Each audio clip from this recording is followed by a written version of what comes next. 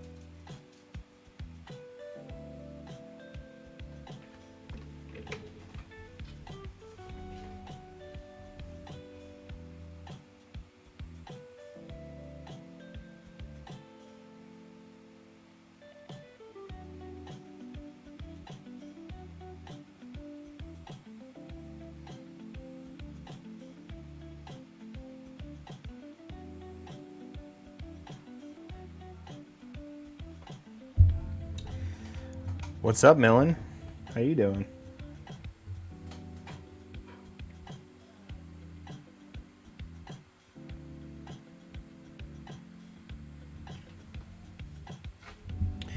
All right. Let's get some work done here, eh?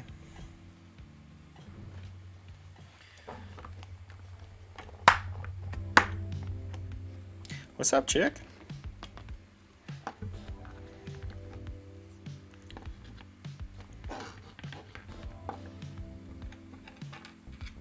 How you doing today?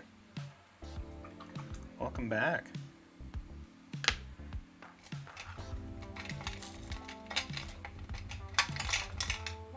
Right on. Right on. I'm doing great. I'm in my happy place right now, you know? Hanging out with cool people, painting models. What could be better than that? Ooh, there we go. And also, you need to send me that photo again so I can see your models. It's it showed up a little bit. What's it called? Like it's like super small. Like I think it's a sticker or something. I don't know why.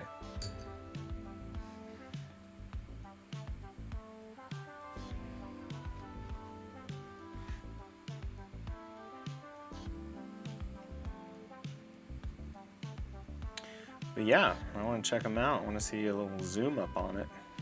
You know.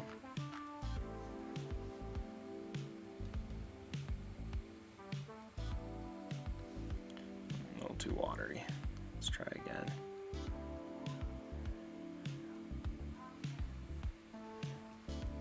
But yeah, life is good over here.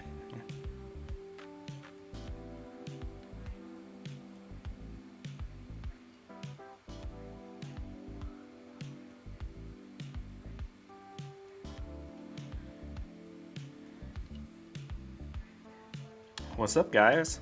What's up, Mindful Miniatures?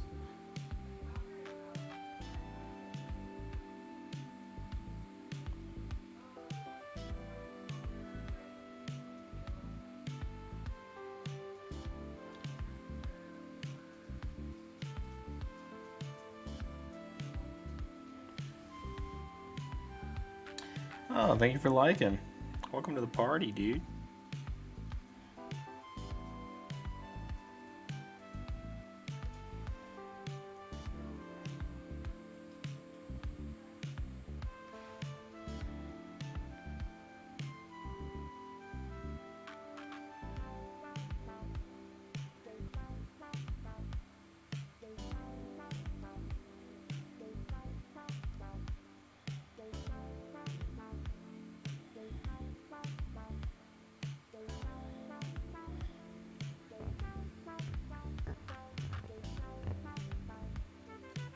What's up, Smoking Minis?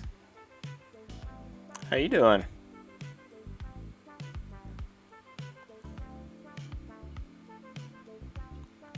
If y'all got any questions, let me know. Just working on trying to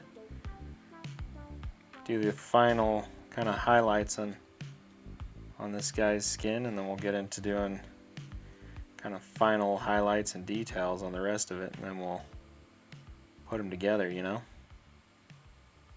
Should be kind of a quick process here, hopefully.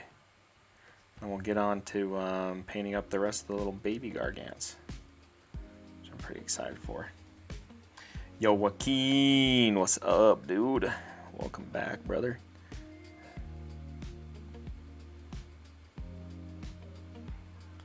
What is up, dude?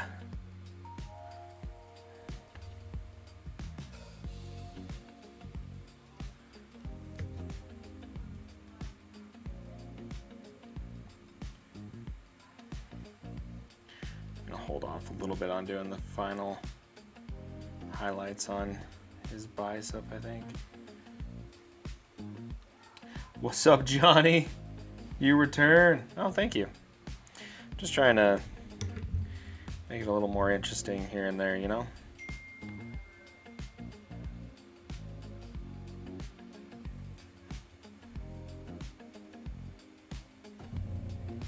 But yeah, we're just trying to get a little more oomph, right? So as a mini painter, you always want to try and exaggerate the contrast and the lighting as much as you can. That's how you get really cool effects, you know? It's by pushing those boundaries of light and color, hue, saturation, value, all of those things. So, and hue and value are very important, right? So taking a color to its maximums while still maintaining the saturation. That is the trick. That is the whole game.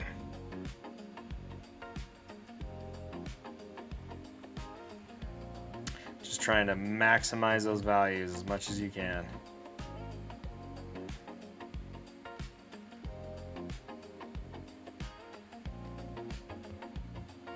Oh, thank you for the roses. Oh, thank you for the donut. Stop. Johnny, stop. Stop it. Thank you so much. That's so kind of you.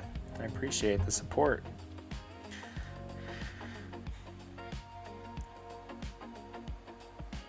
That's awfully nice of you, mate.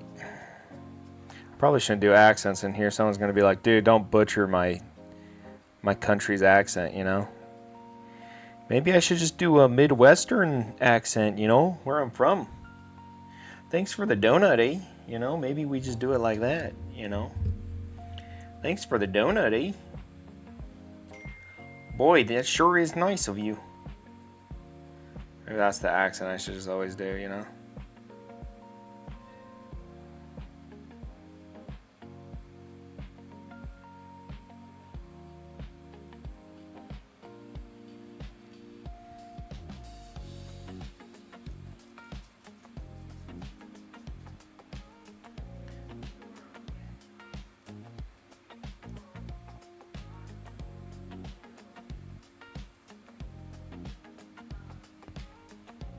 You take commissions for statues potentially? I keep buying files I want, but I can't paint all of it. Yeah.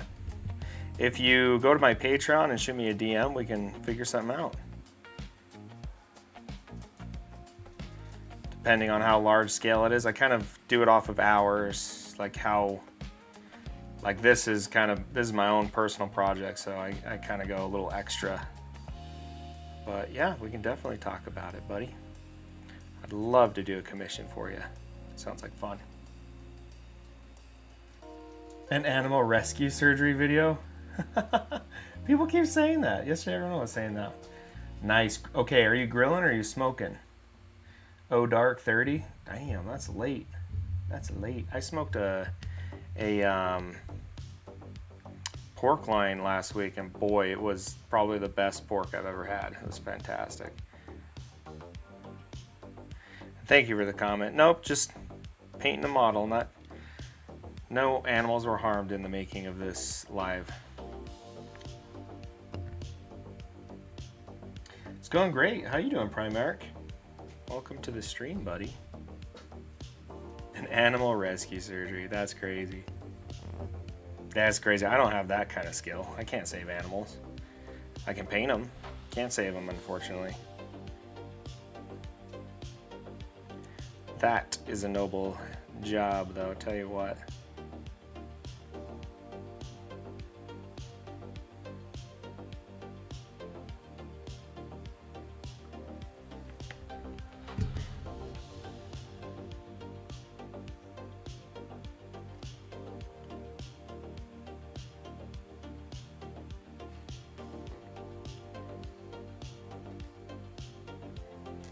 We're gonna mix a little bit of this white with a little bit of that flesh tone to kind of get a middle gradient going here, right? To help kind of blend this in a little bit better. Yeah.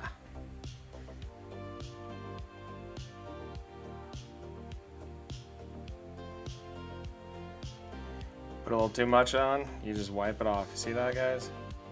You don't like what you did, you just wipe it off. Boom. Saved. I've been painting for about 8 years, I think. Oh, thank you for the follow. Welcome to the party, brother. It's always a good time in here. Yeah, I would say 8 years. Just long enough to be able to afford all the little random things, you know? But not so long that I'm, you know, a master. I'm still a student, you know? Yeah, it's been about probably 8 years. It's been a good time. I've enjoyed the process the entire way. You guys should have seen my very first models. They were not too good. I still sold them. Devilish dog that I am. I got someone to think they were good enough to be bought. I used to do commission D&D painting. So I do like whole, it's actually where I really started. It's just doing commission for D&D parties. Had a little Etsy store. I don't like that, so we're just gonna get rid of it.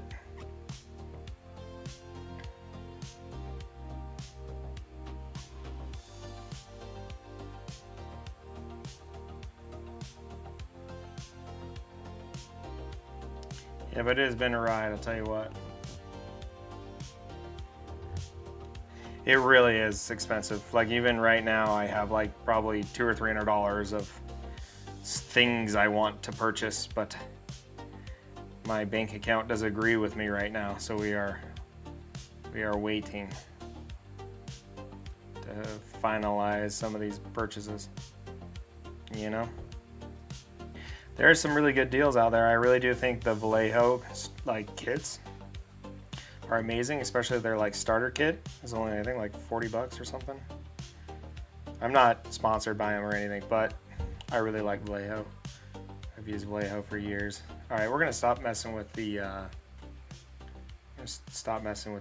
skin before I ruin it. You know, I feel like it's in a good spot right now. You know, what do you guys think? Good enough? Ooh, my brushes, my new brushes are. Talking about the price of this hobby. My brushes just are 10 stops away. Thanks, Amazon. You're a real one.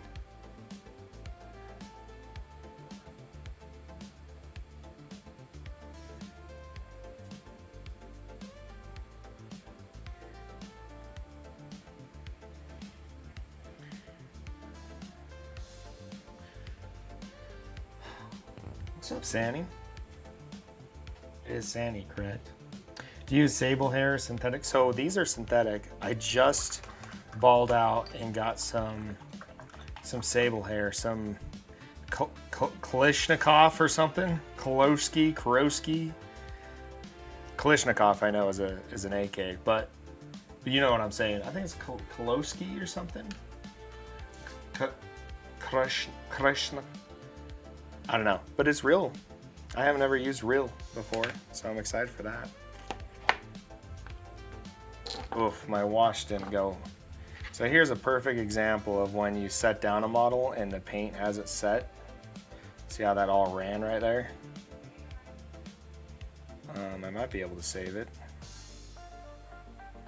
Let's see if I can just wipe it off. I did this yesterday, so it's probably pretty dry. Yeah, it's on there. All right, that's fine. We'll do a little paint correction. We'll do a little paint matching. You guys want to watch how to match your paints here?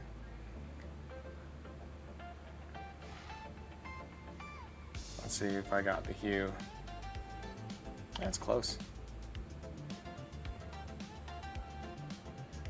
Yeah, I'm excited because all my tips never stay sharp, you know? Kalinsky, yeah. Ooh, not bad on the paint match.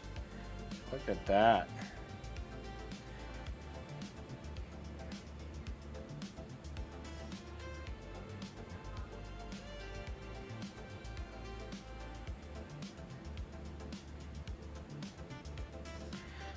trick with matching a paint is to turn it into a glaze first and then slowly apply it.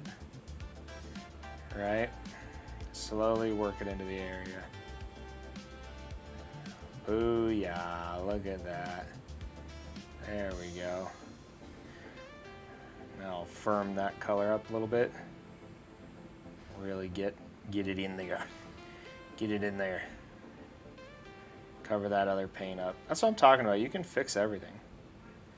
You can never not fix something, you know? I'm really hoping they stay sharp. I do have like brush cleaner and brush maintenance stuff, but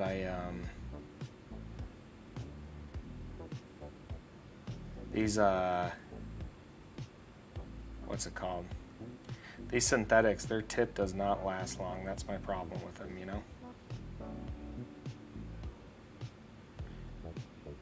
There we go, brightening up the skin. Just a hair here and there. That's what we needed.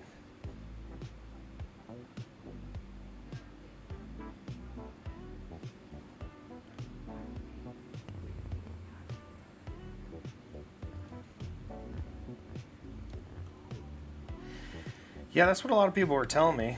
I was like, I don't want to buy brush. I used to buy like just a bag of brushes, like legitimately like 50 brushes. I think they were all the same number, like number 8s or number 7s or something, from Amazon. And then when the tip wore out, I'd just throw it away and grab another one. But the problem with that is you get a feel for a brush, you really do. So when you're constantly replacing it, you can't really get a bead on it, you know? It takes time. You gotta understand what your brush likes and what it doesn't like, how it holds paint, how it lays paint on. It's all very scientific.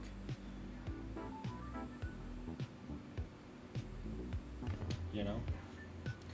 I'm on my last Gundam assembly mini for this one. I'm trying to make it look like it just landed. Ooh, that's sick. Oh no. Immigration Services here, guys. He just joined the chat. That's a bold name. That's a bold TikTok name. In this current state of affairs. Yeah, dude, jump pack in-flight minis are definitely some of the coolest.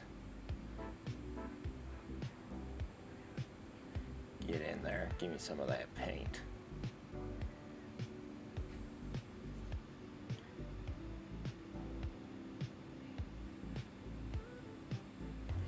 Need a little bit of water here. A little bit of water.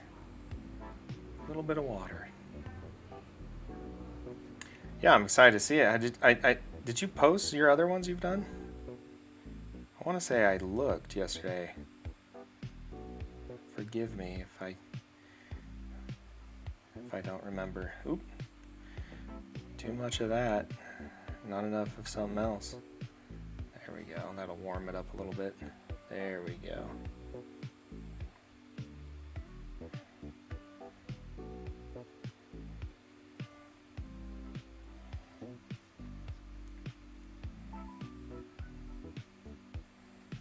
Yeah. Friction painting, that's how I paint.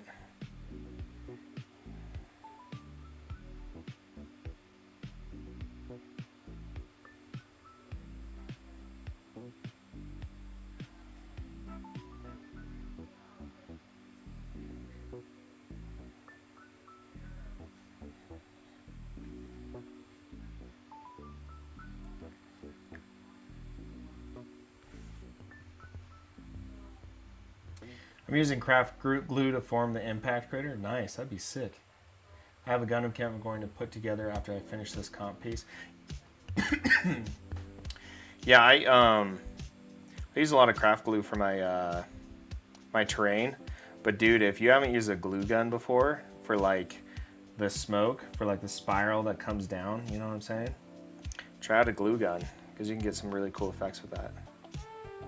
You know?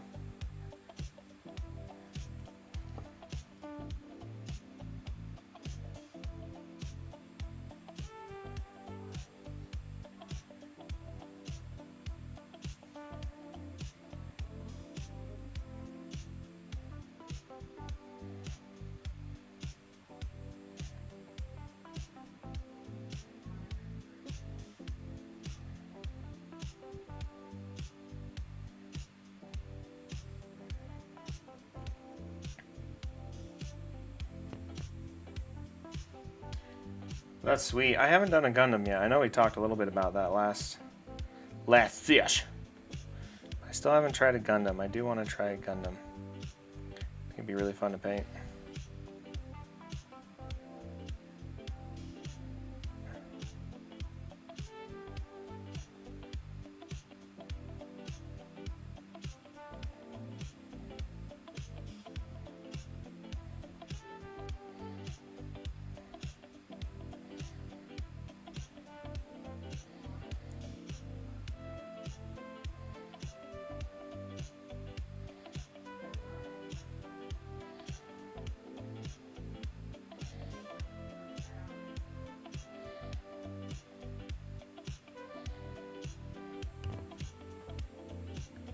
Nice. Yeah, tell me how it goes. Make sure to post your finished product so we can check it out.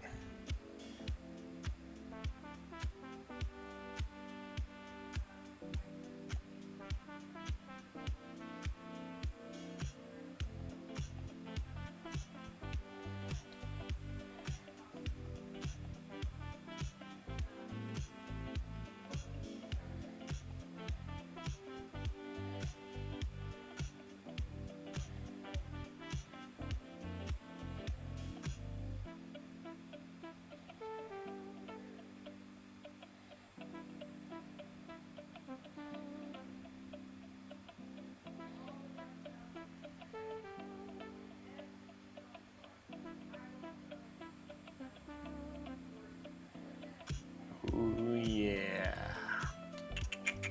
Liking that blend.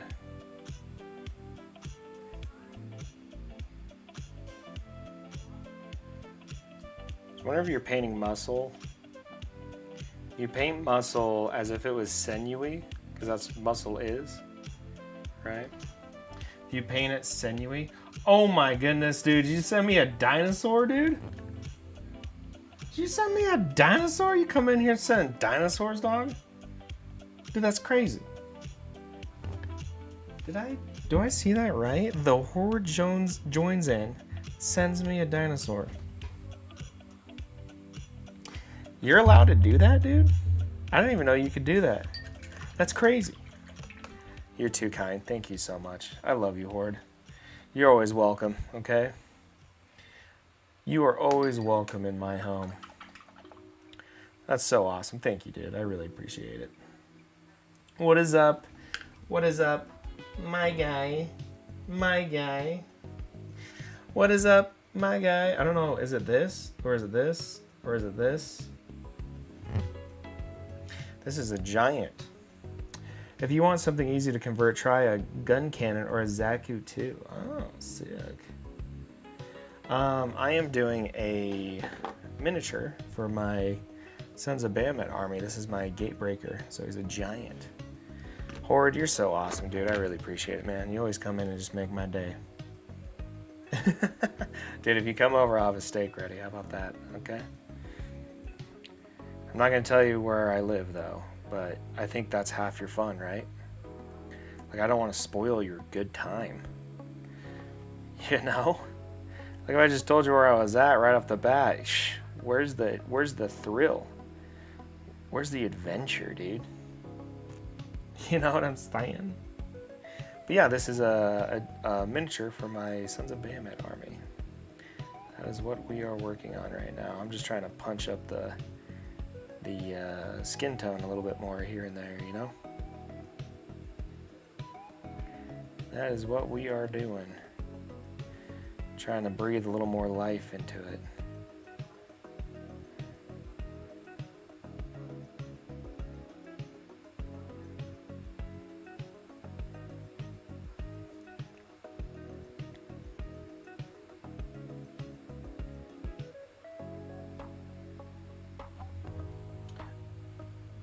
This is Warhammer. Keep me guessing. Exactly, dude. I'll see you in about 5 to 10 years when you finally track me down. Just don't talk to Borf. Okay? Yeah, he knows things. He knows things no man should know. Okay? This is Warhammer. This is for my Age of Sigmar Sons of Bahamut army. This is my Gatebreaker proxy. And it is a cool model. Very, very cool. It's been really fun to paint. What's sad is this is my last Mega Gargant, and I feel like I finally figured out how to paint him well. You guys ever get that way? You're like 60 models deep, and you're like, oh, I actually know how to paint this now. Would have made the whole thing a lot easier. Oh, you're just getting into it? Are you getting into Warhammer Age of Sigmar, or are you getting into... What's up, Jack? Oh, Jack. Oh, Johnny. Did you send more gifts? And I didn't notice? You sent me a dolphin? Get out of town, dude. Thank you so much, Johnny. Okay? Oh, now you're sending the goat and a heart me? Are you guys in like a gift war right now? You guys can watch for free. You can do that. You can definitely watch for free, but I appreciate it. I really do. Might again to Age of Sigmar. Age of Sigmar is a little more, I heard it's a funner game system. That is what I've been told. So I'm trying to get into it too. I'm kind of a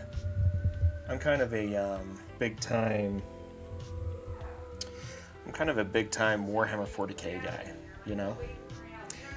The lore and the reading and the video game portions, dude, is a great time. I mean, that's like half the fun for all of us, you know? Especially the lore. That's the fun part, you know? Like right now I'm reading by hand. You know what I'm saying? But I'm reading all of the origins of Sigmar. It's really cool.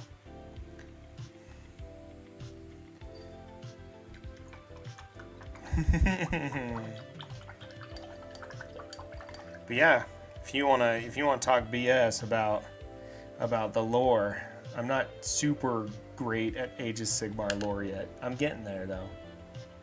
Reading the Codex, nice. I don't know what to get into first, but now that I think about it, I might do 40k first. I don't know.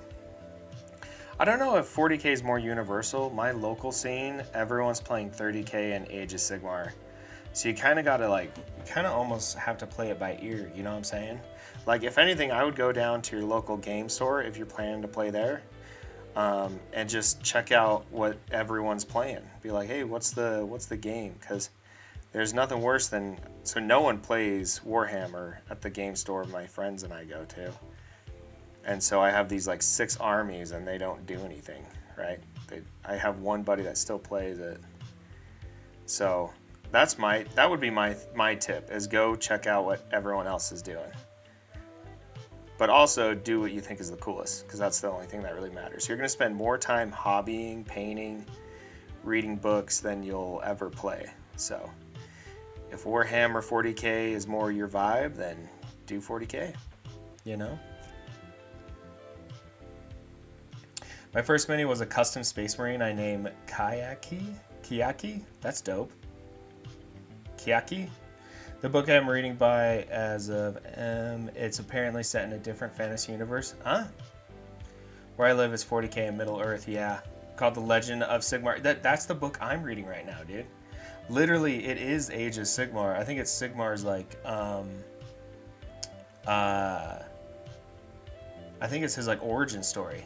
Not gonna lie, in my own world, I'm just reading books and get into the dude, you can get into the weeds, brother. That's the funnest part. Sorry, I'm mumbling as I'm reading. Painting is too soothing. Welcome, kind viewers. Welcome to Patty Paints Soothing. If you have a small child, you can just turn this on the TV and go do your chores, and I'll lull the baby asleep. That's what we do here at Patty Paints Minis. We turn babies into napping babies. That's what we do. Oh, thank you for following. Thanks, Ben. What's the difference between Age of Sigmar and 40k? Okay, I'm glad that you asked. No, I'm kidding. I won't go too crazy. So in 40k, the main protagonist is the God Emperor of Mankind. You could think of him as the main protagonist, I guess. But he's not really actually in the story. It's more his son. So there's a couple different series. So during Warhammer 40k is set in the 40th 40,000 millennia, right? 40K. And the God Emperor of mankind is the greatest human to ever walk the earth, and has colonized the planet, and then he colonized the solar system, and then he spread human beings across the planet and colonized the universe, right?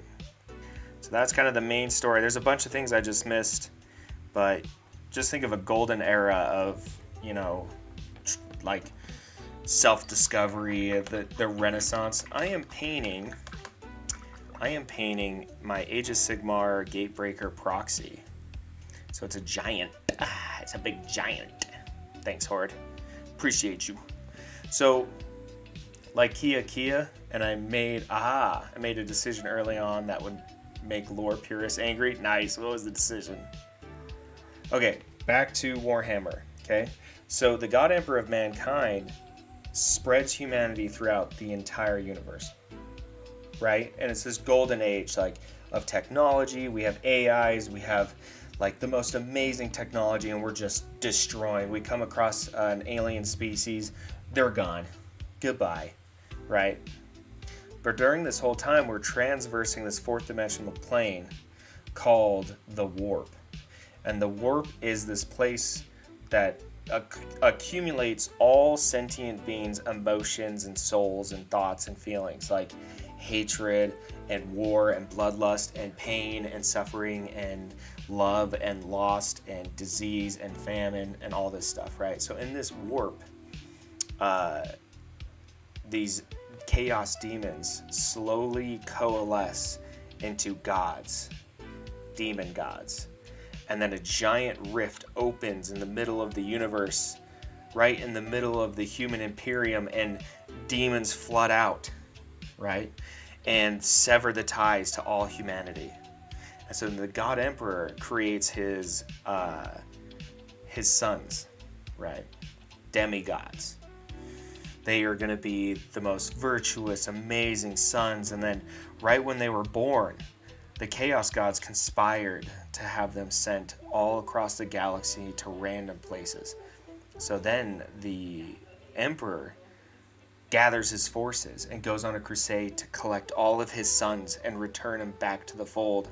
And eventually he finds them all. And he puts them on a ship together, and they start to conquer the rest of the galaxy. And you know, there's been thousands and thousands and thousands of years in between human settlements. So now they're going and having to conquer human planets that have separated from the Imperium. And they didn't know. They didn't know they were a part of this giant whole, right? And then yada, yada, yada, a bunch of the brothers don't like the Emperor anymore, and they fall to demons. Yada, yada, yada. You have the Horus Heresy. Yada, yada, yada. The Emperor is attacked by his favorite son and nearly killed. And now he sits on the golden throne, where 10,000 psychers are sacrificed to him to keep the Astronomicon lit, which is the guiding star inside the warp that allows humans to travel space-time. He's not a good father, but the real crux of it, the real thing is, if he had just told Horus he was creating the Astronomicon, like that was the project of why he left the crusade, then everything would have been fine. And the bitter irony is he never wanted religion, but then he became the god of the human religion. And it's arguably the only thing keeping him in power in the warp, and possibly making him the most powerful being in the warp, which is pretty cool. So that is Warhammer 40K. Now in Age of Sigmar, I'm not super well versed into it, but it's almost like it's not the same universe. It's almost like a multiverse, but instead of all these planets and universes and whatnot, you have like 8 or 9 realms, and they're connected through by these realm gates. But you have the same Chaos Gods. So in the same place, it's like fourth dimensional warp that they live in, which they just like, I think they call it like hell. So it's kind of broad strokes the same, about, not the same, but it's close enough to it that there's a lot of parallels, since the main antagonist has been the demons. So yeah. I wish the creators, if the God Emperor had text-to-speech, continued with it. I don't think if the God Emperor had text-to-speech, I don't think I've ever seen it, but now I do. That sounds dope. Oh, thank you for the follow, Chicken Nugget. Chicken Nugget, my boy Nuggy over here. What's up, Nugs? Welcome to the party, Nugs. Can we get a Nug in the chat? I'll have to, because that'd be really funny. He's just like on the Iron Throne, and he's like, "You bastards! How dare you? Do not worship me." Like, is it that? I hope that's not insensitive. I apologize if that offended someone. I was just doing text-to-speech. It's pretty good. I really am not trying to hurt anyone's feelings out there. I apologize.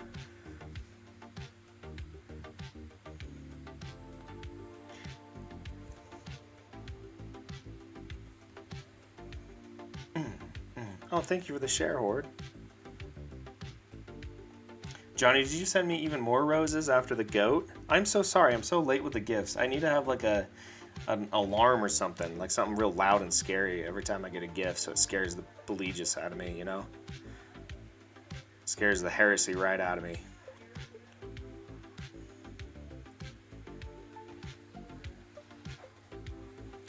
I really appreciate it, my dude.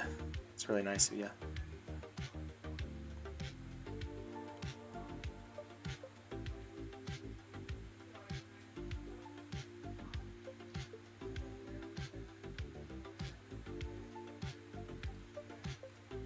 You know, this entire time I thought you were painting a bone worm and not an arm. Dude, that's pretty honest. Honestly, that's pretty close. It basically is a bone worm if you think about it. I am just a bone worm. My existence is to worm and bone. Are we thinking like an armor-plated worm? Is that what you're kind of thinking?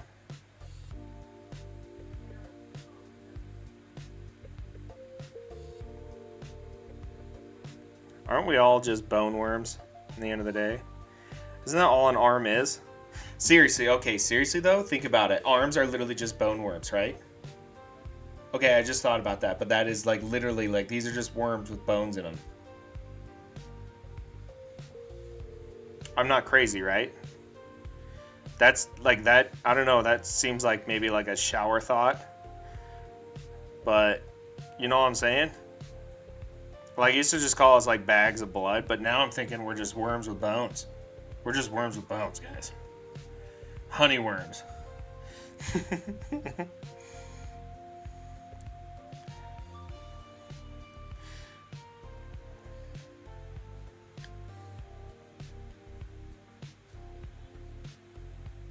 You know, I actually really like when my brush just gets to that point where there's just kind of some paint on it. You know? Just kind of some paint. Not a lot of paint. I'm talking just kind of paint. That in between where it has kind of paint on it is where I ride the best, dude. That's see me out there, dude. I'm riding high with that kind of paint. Want some? Okay, I'm gonna butcher that name again. KK? Kiak? I know you told me how to say it, but I can't remember it. I went to say bony worms, dude. I would love to hear some of that lore. Yeah, tell me what is so outlandish. How did you upset the norm? I have female Space Marines that I've printed for my ladies' Raven Guard army, and so I understand. I can understand that there's some people out there that probably don't like that idea, but she wanted some Marines that she could connect with, and to be honest, they're really cool. And they're not like that gaudy, like over the top, you know, I'm sure you guys have seen those, but they're just like, they look like Space Marines, they're just female. It's really cool.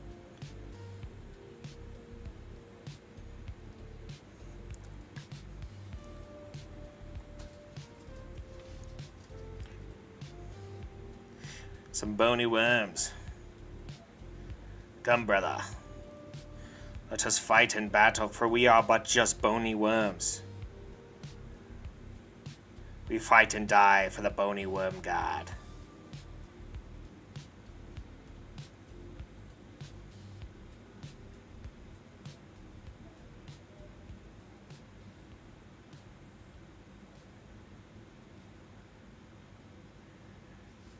Ooh, boy. Ooh, boy.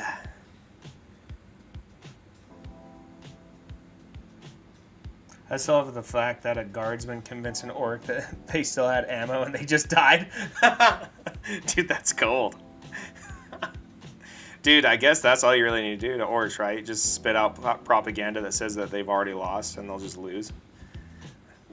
That's just playing by their rules, man. That's just playing by their rules, just better. Dude, that's funny. I've never heard about that. That's gold. Coming in here with gold, brother.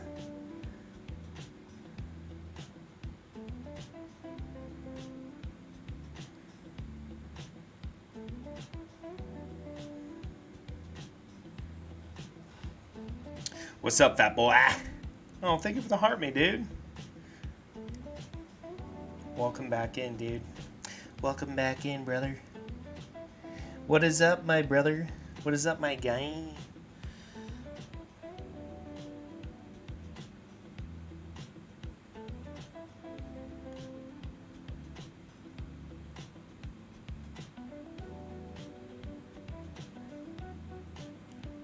The OGs are here. We got Horde and Fat Boy in the chat, guys. I don't know if you know this, but they're kind of famous around these parts. She was created as a backup Primarch in case one or more fell to chaos or died when the Primarchs turned traitor or were born. That's rad. Thanks for the follow, Justin. Welcome to the party, brother. Welcome to the party. The party painting place of party painters. That's a really cool lore. I like that a lot. I like that a lot.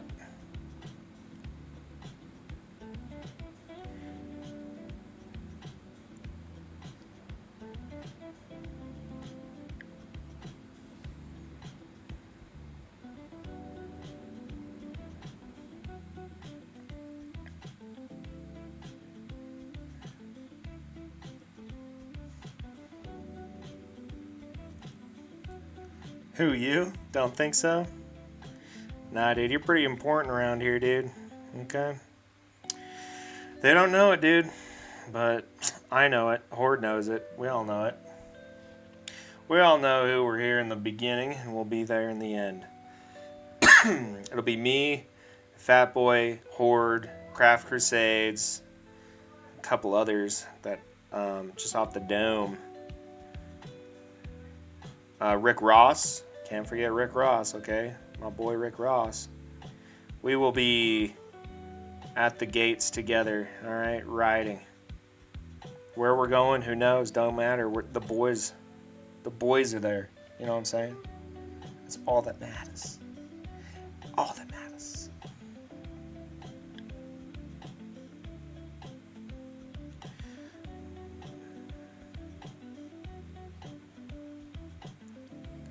I am digging these Vallejo paints so much right now. So nice. Takes so much of the hard work out, you know?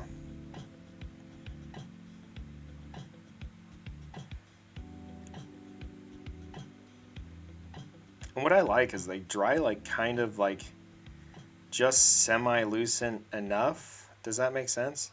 Not like too much. It's not like aggressive, but when you're glazing, some of the problems is they don't dry evenly, right? So when you're just trying to do like thin layers, sometimes when you glaze with paints, they'll almost thicken up in the wrong ways, in the wrong places, in the wrong spots. Does that make sense? Like these don't do that. We're just gonna do some quick highlights here. I'm kind of overdoing skin, you know? She awoke on the far side of the galaxy 6,000 years after the Horus Heresy. Oh, that's sweet. That's really cool, man. That's super original, too. I like that a lot. Did she meet the Votan? That'd be sick. Oh, thank you for the follow. Welcome to the party, K-Lashine? Or is it K-Lash-Line? K-Lash... I'm butchering this. I'm sorry. Thank you, Kay, for following. I appreciate it. Welcome to the party, Kay. I don't know if you guys know this, but yesterday we hit 1,000 followers. We hit 1,000 followers. That's pretty cool. Okay. That's pretty cool. Kayla Shine with an extra. Okay, alright, sorry. I was like, oh. Sorry, my laptop's a little far away. It's hard to read sometimes. Well, welcome to the party. I'm sorry for butchering your awesome TikTok nickname. Bahahaha. Kayla Shine. But you can see where I was going with that, right? Like there was K-Lash. Could have been K-Lash. I'm just saying. Right?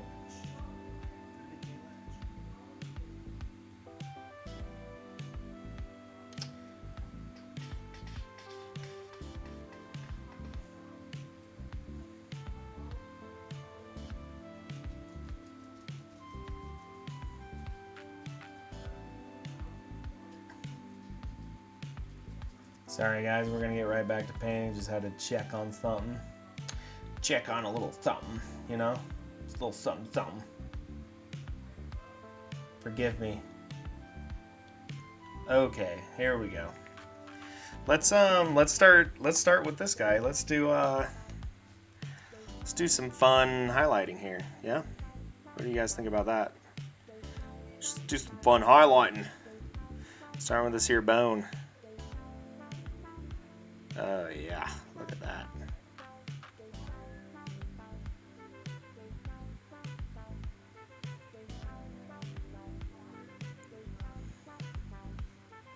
You know what I need is someone just reading chat to me so I can actually paint and talk and read by reading through the listening.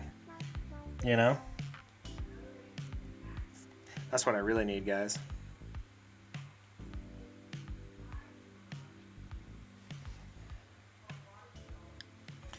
We're just going to do a little simple highlights here. Nothing crazy. Make these details pop a little bit more. That's what we're going to do.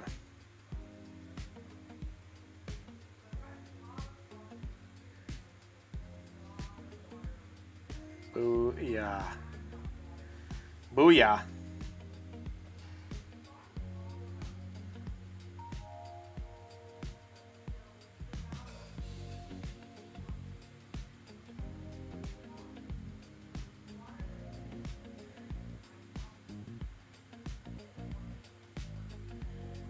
I mean, I just love this paint. I'm in love with it. It's so easy. I got my brushes that should be showing up here any minute. Boom. But yeah, I did over design her a bit. Have her 2 foxtails and fox ears stick through her helm. Oh, that's rad, dude. I like that. A lot of the Primarchs all had kind of their own vibe, right? Like San, it's in my head. I want to say Sangrius, but it's not Sangrius. That's my alcohol brain. When I'm thirsty right now. Sanguinius. I did it. Sanguinius. Sanguinius is like a, you know, basically a vampire, right? And then you have like,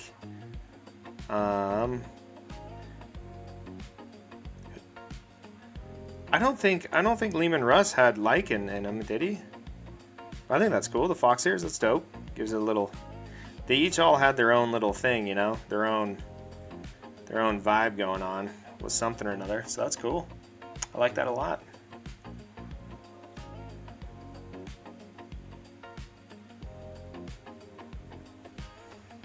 I'm not a hater, dude. I like when people make their own, pave their own path, you know, in Warhammer. I think that's why they leave all the lore open, so open-ended.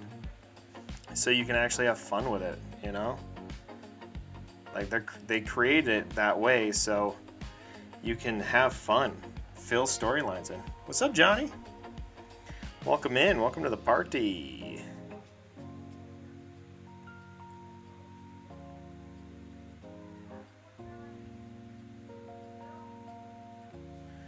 But yeah, that's like the whole idea, isn't it? Is to have cool storylines and stuff, and cool stuff that makes your army and your creations feel original. I feel like some people don't, you know, they may not like that aspect. They want the lore to be what they want it to be, but that's just not how they designed it to be. It should be whatever you want. Someone is trying to steal my name. Oh shit, we got 2 Johnnies. We got one Johnny with no E. We got another Johnny with another E. I don't know. I think we have a Highlander situation here. You guys might have to duke it out. Alright. Oh, I don't know. Johnny just said sent a heart me. Okay. Johnny's a part of the Cool Kid Club now. Oh, you guys got me to 2,000 likes already? You guys are awesome. Thank you so much.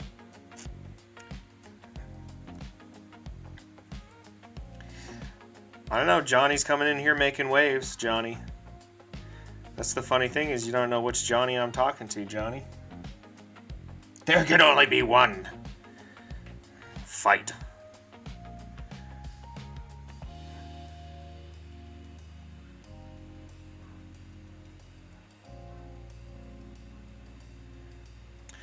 Fight.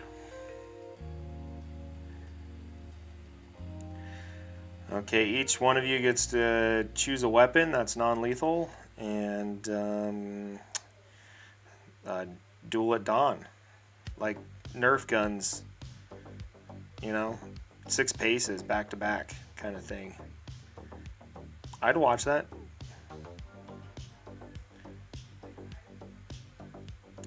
I'd watch that.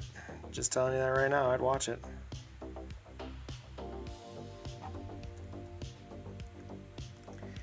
Kamehameha! Oh, now we got a Johnny in here. Oh my gosh, half the chat's named Johnny. We got Johnny Phantom. I don't know, Johnny Phantom has some ghost powers, okay? So now there's 3 Johnnies. That's like legit actually kind of crazy, right? What's the odds that we got that many Johnnies in here? Horde, your name isn't Johnny, right? Better not be. Is there something about my stream that just attracts Johnnies? Johnny's unite. Oh no, they're turning against me. They're fighting the power. Johnny's unite. It's pretty funny. It is kind of crazy. You guys are 40% of the viewers right now, and you all have the same name. That's wild.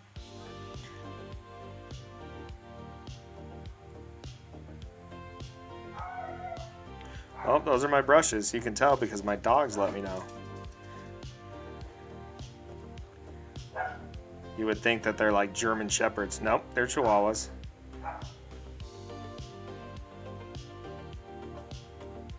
You guys want to see an unboxing for brushes?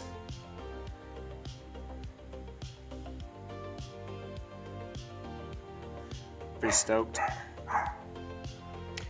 The powers of Johnny compels you. I want to see you guys like morph into like Power Ranger style or Voltron, you know?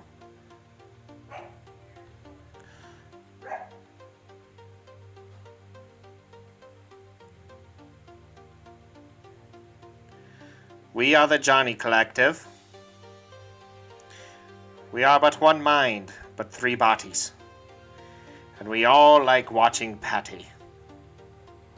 So what do they look like before they're painted? Sorry for the coughs. They look like this. This is a mini version. But yeah, this is his older brother. He started out the same way. Can't wait to buy it and shove it up. Okay. All right. That's pretty cool, Zigzag. It's pretty cool, dude. Pretty cool guy.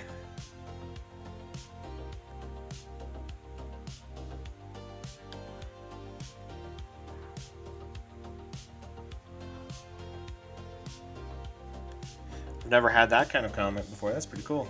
Oh, thank you. I'm alright, you know, it's just a little hobby, a little something to do after work. But I appreciate it. Thank you.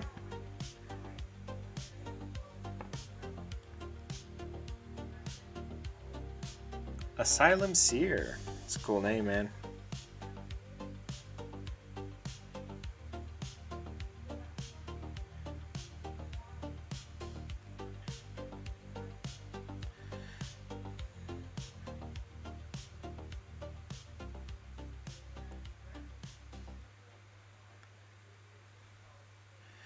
All right. I could highlight all these, but I think I'm just going to dry brush them because I'm lazy. Oh, thank you. Super nice of you. Oh, thanks for the follow, too. Oh, come in here, give me compliments, follow my channel. You're a great guy, eh? You're a pretty great guy. All right? I don't care what they say, bud. I was so confused at what I was looking at. Yeah. A couple of... Oh, thank you for following, professional. Oh, stop it.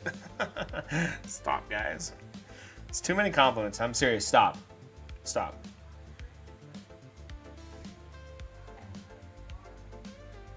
We're done. I don't mind. A lot of people keep coming in and being like, are you like doing surgery on an animal? And I'm like, no. That one's kind of fun. No surgery here. No animals were harmed in the making of this mini. Just a goofy dude over here. Just a goofy guy. Little goofy Gooberton. Let's try and do this paint here. We'll add a little bit of this paint. We'll go over here, grab some of this paint. And then we'll try dry brushing. Kiyaki came from the idea of the Fox Among Dragons. Oh, sweet. I'm a goofy goober. Is that like a short story? Or like a old school story that I should probably know, but I don't because I'm an unlearned heathen, an uncultured swine? Because that's honestly kind of what it sounded like, is like I'm just an uncultured swine.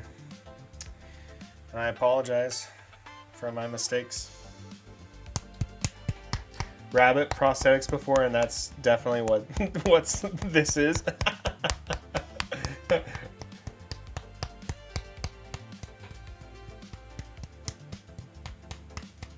Well, thank you, Moonlight.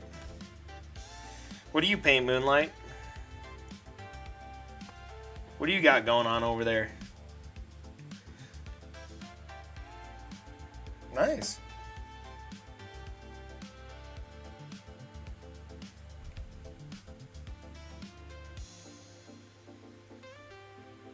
A little bit of Warhammer, a little Age of Sigmar, a little Sons of Bahamut.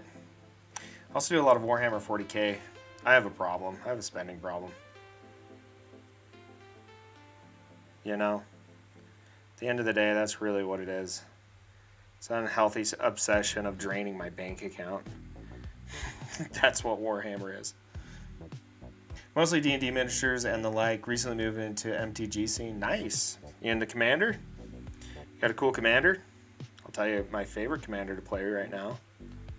Alright. We can turn this into a MTG talk. Welcome to Patty Talks MTG. He barely can afford the cards he wants, but he still has opinions. Tonight we're talking about Commanders. I for sure will.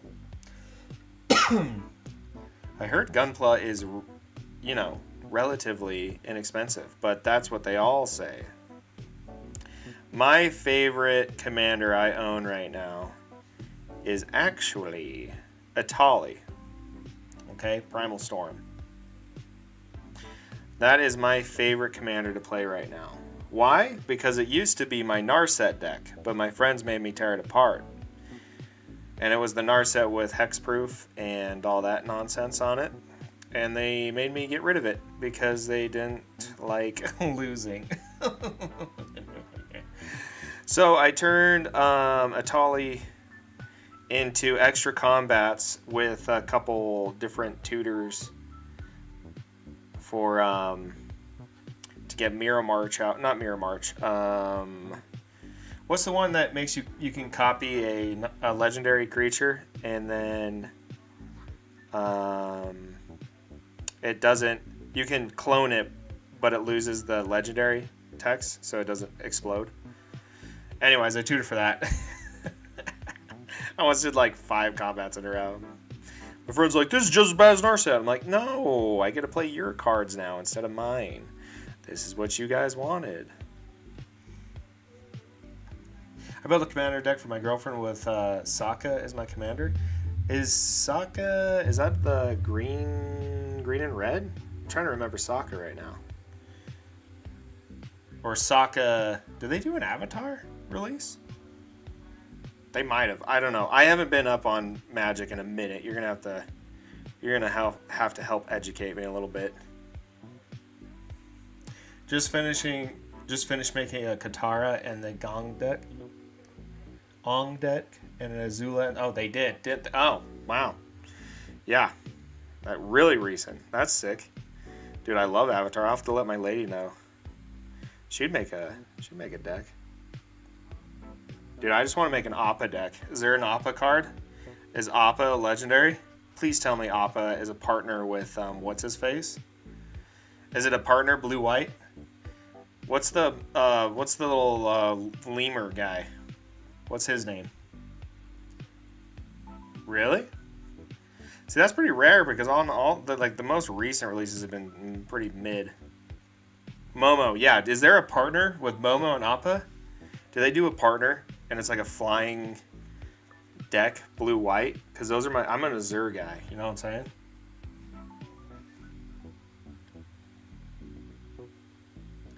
Oh, thank you for following. This guy knows TCG. They all fly and use airbending, which lets you exile target permanents and replay them for 2. Oh, that's sick. That'd be really fun in a bounce deck. You know?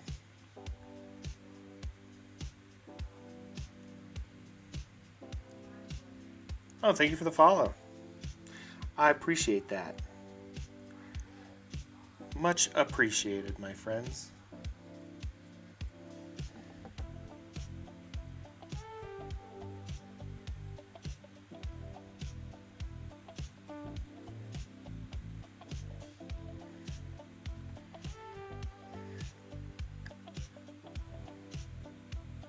Trying to turn this into like bear fur. How's it coming? What do you guys think of that fur?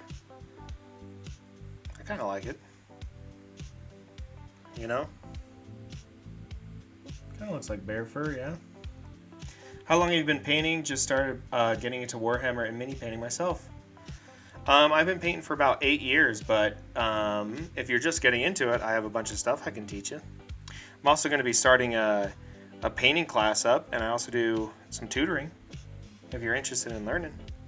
But yeah, I've been painting for 8 years. How I paint is actually really lazy. Horde, are you still in here? Fat boy? Tell him. Tell him what a lazy slob I am. I just know how to do a lot of techniques. So, yeah. And welcome to the hobby. What models are you looking into getting? Are you going to Age of Sigmar or are you going to get into 40K?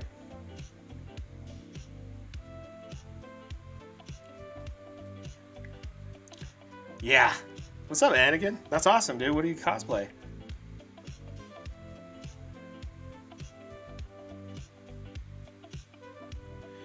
And Will, if you tell me your playstyles and stuff, I can probably guide you to an army that you might like to play.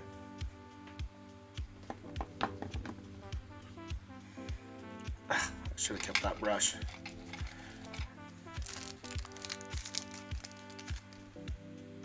Painting sloppily is so easy. You know, it's easy and you get a decent, like if you paint sloppily in the right way, because how I paint is pretty sloppily.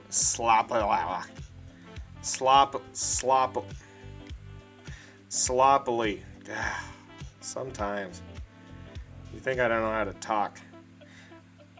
I kind of know how to talk good, but not great. Words are hard. Right now I'm building a full helmet of Zumbi from TADC. I don't know what that is, but I'm assuming it's really cool. It sounds really cool.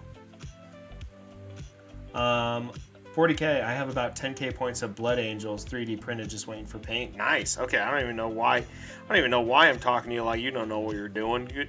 Goodness. 10K? Please tell me it's nothing but intercessors. That would be so cool. Just 600 intercessors. For sure, chick. I'm trying my best. I'm sorry. I know it's been a long project. I'll be better. I'll go faster. Thank you for stopping by and hanging out. I hope you have a wonderful night, chick.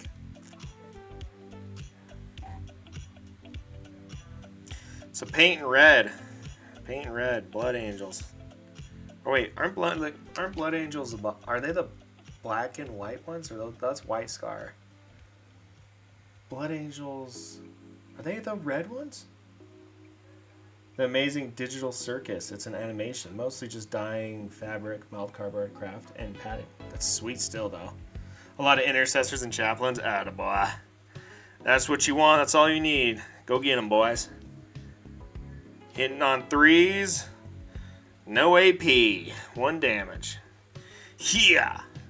Nothing but bolters and dreams, brother. Living on a dream.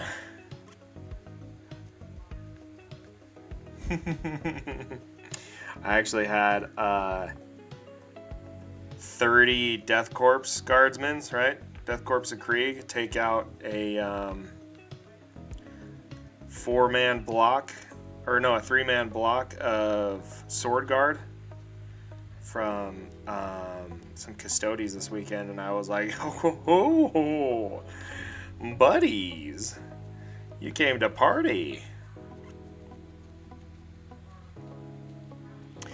What's up, Mike? Oh, thank you for following, Anakin. This is a Gatebreaker proxy for my Sons of Bahamut army. It's a Age of Sigmar Warhammer war game. But yeah, just painting this guy up. Honestly, I've been spending too much time on it. I really need to get going on it, you know? Need to finish her up. Trim the fat. Get it done.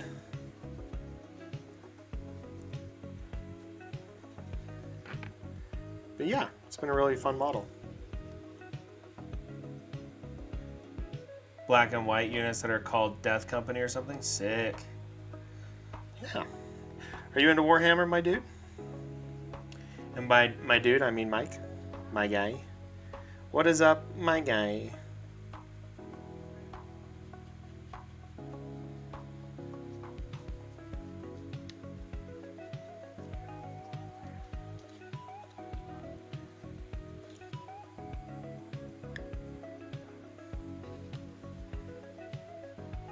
I'm not. I have heard about it, but never looked into it. You definitely should look into it if you're any kind of nerdy. It's super fun. There's a whole game involved, but you don't even have to play the game. You can just make cool models. That's what I like most about it, is making the cool models. Talking to my friends about the lore. Delicious. Oh yeah, dry brush and leather. Look at this. Look out, folks. We're getting some work done finally. We're getting it tuned up. We're getting it finished. I have about $200 into Pro Acryl paints. What brand do you use mainly? I wanted to try a Pro Acryl, but I have used Vallejo for so long that I had to try out their new BSL system, which is base, shadow, and light. And boy, I am not disappointed. I primarily paint with Vallejo, and I love it so much. These new game colors are amazing. And what's nice is the BSL system, it comes with 4 paint bottles. You can get them in just color kits, right? So you have your base color, like 2 different base colors, or base, mid-tone, highlight, shadow. So you have base, mid-tone, highlight, shadow. Shadow, base, mid-tone, highlight. And I'm telling you, it is so nice. With Pro Acryl, they don't have a ton of paints in their model range yet. And I heard that they're just top notch, top quality. right? And so I wanted to do them, but when I'm streaming, I don't like spending so much time mixing my paints. So that's primarily why I just did the Vallejo system. I generally have always mixed all my paints. I will say, if you mix your paints, it'll make you a better painter. There's no doubt about it. It just will. Because you just understand colors a lot better and a lot faster than someone who doesn't mix their colors. So yeah, if you got Pro Acryl, congratulations. That's a really high quality. Oh, thank you for following, Andrew. But yeah, I love Vallejo paints. Now until the end, this new game color that they have, these guys here, it's fantastic. They flow nice, they have a great opacity, they are really smooth. When you glaze with them, they have a nice opacity to them, so they leave color down just nice. It's just nice. You know, even dry brushing with them like I am right now is amazing. Everything about them, I'm all about it. Okay?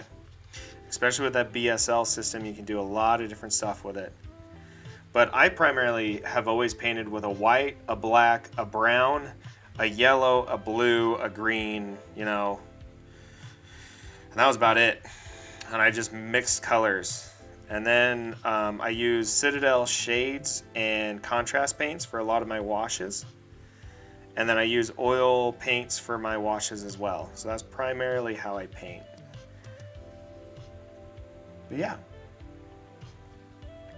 That's what I like doing. That's how I like painting. But you know, there's a lot of ways to do this hobby, and there's really no wrong way. Whatever you like to do, you should do it that way. And however you do it, just work on becoming the best at it. That's all. I try and help people with the different paints and whatnot, because it is, I mean, the Army Painter Fanatic range I heard is insane. Too Thin Coats I heard is insane. AK paints are insane too. So it really just comes down to what you're going for, you know, when it comes to paints. It's really all that matters. But yep. Yeah, everyone loves Pro Acryl, you know, and I've heard a lot about it. AK expensive, but great. I also have some Army Painter. Yeah, the new Army Painter stuff is awesome, is what I've heard too. Preach, brother. What's up, King? But I've been wanting to try oil with the mineral spirits, but I have no clue how to even apply it. Okay, you came to the right place, okay?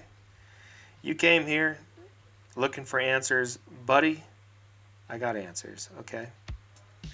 Now, I won't be doing it tonight, but when I do these models in probably 2 or 3 days from now, I will be using oil paints to do all my washes on them. That's what, you see all these like really dark, rich shadows are, and even in the browns, these dark browns and whatnot, those are all from oil paints, right?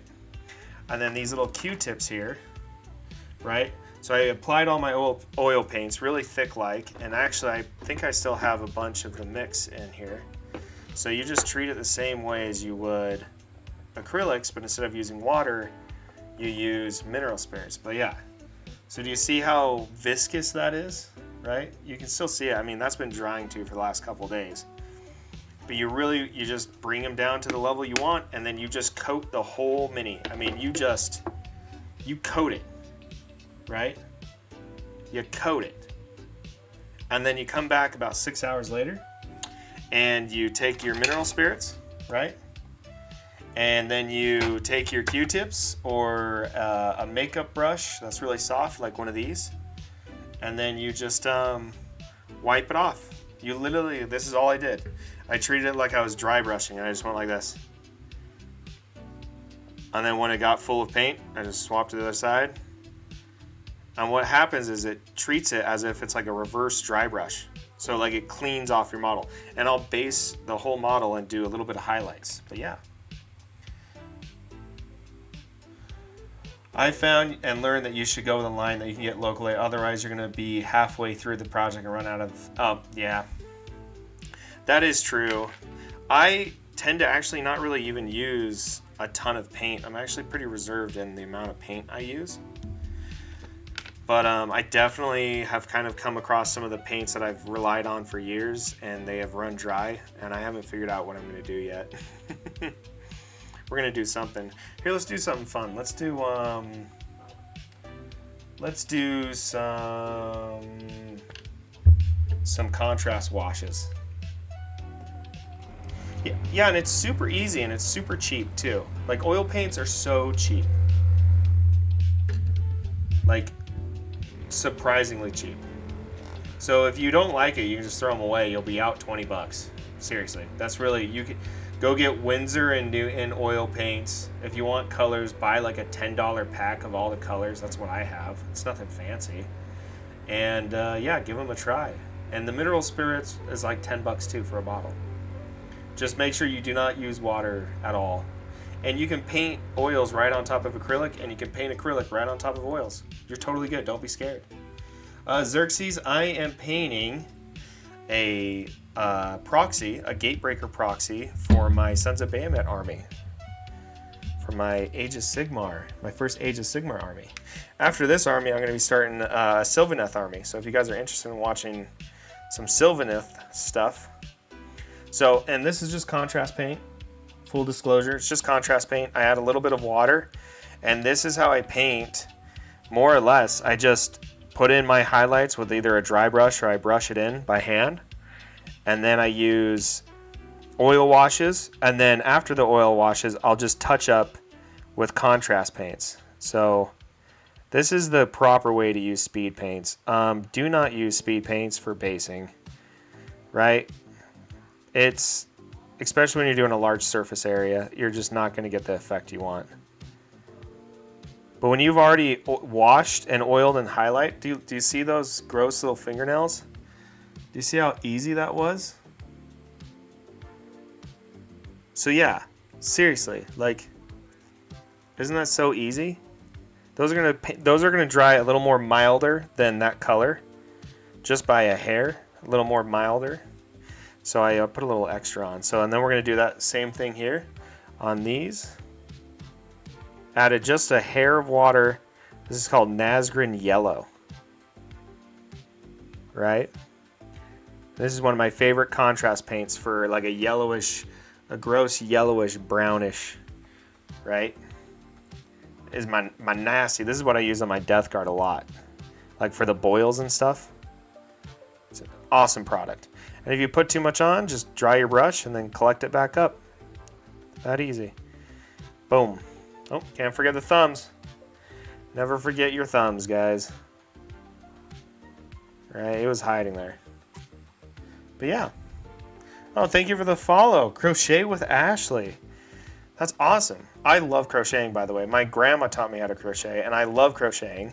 And I would crochet right now. I love crocheting. I haven't crocheted in years. So welcome to the party. A fellow hobbyist. But I haven't crocheted in so long. We're going to actually yellow these as well. Because I think the idea of them being like gross and yellowed from being in a monster for so long is a cool idea. So we're going to yellow them. Right, and then we'll highlight these again just to bring the value back up a little bit, but I want that rich, deep, brownish yellow in them. Look at that, easy peasy. This is how you use contrast paints, okay? I did my entire Death Guard army with nothing but contrast paints. From the start to end, it is painted, primed with Wraithbone Citadel, the spray, and then just nothing but contrast paints, and this is the takeaway. So, and then what I'm going to do is I'm going to keep this upside down, right? You see what I'm doing here? And I'm going to add a little more in, because I want the tips closest to the mouth to be stained more, right? Look at that. Look at how easy that is, right? Oh, that's sweet. You're doing Trigon and a squig. I'd love to see the squig. Squigs are rad. That's sick. I didn't even know you could crochet stuff like that. You know what I mainly crocheted? Because I'm not good at crocheting, but I like doing it. As a kid, I made all of the scrub pads for the dishwasher. Yeah, I know. I'm pretty talented. It's pretty much a savant. My mom was like, perfect. We can wash dishes with this. I'm like, really? And she's like, yep, another one. Yeah. So look at that. Isn't that awesome, that color? So we're just going to grab a little more water here and just blend this a little bit together and then add a little more so it flows to the bottom. But yeah, that's how you use contrast paints. Super simple. And we're going to keep it that way so it keeps running down, and then we're going to do the same thing for the feeties, for the toesies. Listen here, boy, oh, you're going to have some gross toes. It's not like he's like getting pedicures, you know? He's disgusting. He's a giant. It would take like a sword to be able to like hack at these. Be the most expensive mani-pedi day the world's ever seen with this big guy.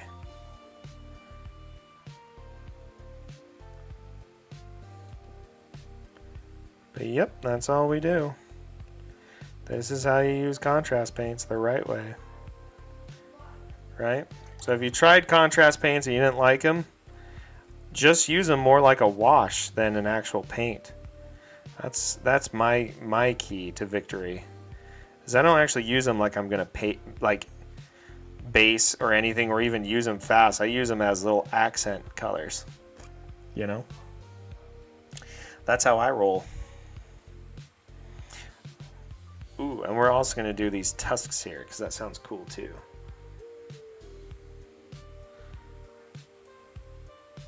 And the nice thing about this yellow, if you want to talk color theory real fast, this yellow is complementary to the light blue we're doing. So we're actually doing a sienna kind of blue. And that's why we're adding these little yellow accents. So when you're talking color theory, you want 10, 30, 60 generally. So choose 3 colors that are either split complementary. There's also a couple different ways to do it, but I like to do split complementary because it's the easiest. So if you look at this model, one of those is the flesh tone, which is kind of a warmy, creamy peach overall. Then the other one is an azure blue, right? And then the third one is the yellow. And that's how I get my 3 colors. So I add these accent colors in to help kind of embolden the rest of the colors. So this will make, the yellow will make my blues more rich, and the blues will make my peach tone more interesting. So it's important when you're doing a painting that you really think about the color theory. And actually a fun fact is most of the color choices for like the factions are designed this way automatically. So if you look at the box art, it's kind of already set up that way. You know? I need to get my head out of the gutter. Oh no, why is it in the gutter? Wait, where did you learn that? That's so helpful. So this, I actually kind of failed art college. And then I became an electrician. But I've always been big on art. I used to do a lot of watercolors and whatnot way back in the day. But this is just general art theory or color theory. So a lot of things that can help you. Like in my advanced class that I'm going to do for mini painting, is talk about a lot of these different techniques with light, shadow, and color theory. So with color theory, it's really important that you think about these values, right? So whenever you look at some people's paintings, and you go, it is well painted, but I don't think I like that, right? Generally, that feeling comes from the paint selection process, right? So what's important is you want to pick your midtones, not your base. You want your midtones, your highlights to be the values that you want it to be, right? So in this, I'm looking at this like peachy mid-tone, this kind of peach color. And then this isn't actually the finish blue tone yet. I'm actually going to go one step up. So this or more or less will be the blue that I will have on him, right? Do you see that blue next to that yellow? So, and grays, blacks, and whites are generally a neutral tone, but even these is like a brownish hue to it. So even this like creamy yellow here, that's why I added that in, and the bone is kind of a creamy yellow because it contrasts, it's a complementary color of, I do have a Patreon. It's on my bio, under my beacons. But yeah, and so this blue here will complement those yellows. So that's actually what gives a painting a wholeness to it. So, and I also, in my classes, I'll show you guys how to use color palettes. So like looking up on Google how to create a color palette. Oh, thank you for the follow. Welcome to the party, JD. And the first painting class we're going to do is going to be a beginner class, and we're going to be painting this model. So I've partnered with my friends at Resin Reborn, and if you eventually we'll set it up, but the first one is going to be free of charge for the class. But then the model you'll still have to purchase. But they'll ship that out to you, and I'll have a list of all the different paints and materials you need. And we'll go through some of these concepts and we'll paint it together. And it'll be all live on a Zoom call. So there'll be Q&A as I'm painting, kind of a lecture portion, and then everyone will have time to paint. And then I'll kind of virtually walk around in the classroom and check on everyone's work, and it'll be super fun. And it's going to be kind of a subscription-based thing where we'll do a mini every month. So that's kind of the next stage in this journey of mine. But yeah. So yeah, in the advanced class, we'll talk more about light theory, zenithal, how to use contrasting colors like, say, yellow or orange and purple, inks to really give dynamic lighting to a mini, stuff like that. You know, but yeah, painting's super fun, okay? And I actually paint really, the way I paint is super, and I know it may not seem like this, but it is really easy how I paint, right? Like this guy looks more complex than he really is, you know? So how much they sell for? Are you talking about the mini? I believe, I don't know the exact price off the top of my head, but I think the mini, getting it shipped out to you is somewhere around the ballpark of like 20 bucks, I think. Nothing crazy. Maybe like they 3D print it and they prime it for you and they send it out, so. Oh, sorry, Adam. Actually, Adam here is my friend here at Resin Reborn. What are you going to sell the minis for in the classroom? Because I know that you guys will pre-prime it for them as well. I can't remember. I think it was somewhere around, like, I looked on your website the other day and I thought it was like 20 bucks. I could be wrong though.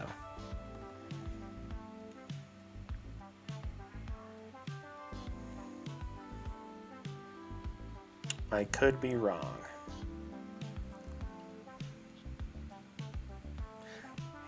Yep, so they pre-prime it and they ship it and it shows right up at your door. So they'll 3D print it, break all the supports, get it ready for you, and they ship it incredibly well. Like, extra well. So. But yeah, it'll be a fun thing we do every month, and we'll even take minis that we've painted before and even do like advanced classes with them as well to try and get as much concepts that we can teach out of the one mini, you know? But yep, 1850. Awesome. That'd be sick. So the first one is going to be free, and you can of course join. You'll have to still purchase the mini, but it's going to be kind of a trial class, and we're thinking of doing that in the next probably, we haven't got a hard date set yet. We're still kind of seeing what kind of response we're getting with people, but it will be in the next couple months, I think, is what we are kind of planning. Yeah, and shipping will of course be based on your location, so yeah, we can't really tell you that right now. But yeah, if you're interested, go ahead and follow my Patreon and wait for that tier to unlock. The $5 tier gets the free class, and then I also am going to set up a Discord channel here soon. And if you have any questions, you can of course reach out to me on my Patreon, and I'll answer them with whatever you need. Even send me photos of a mini and ask for my guidance. I actually had one of my Patreon supporters reach out and do that yesterday or the day before, and it was really fun.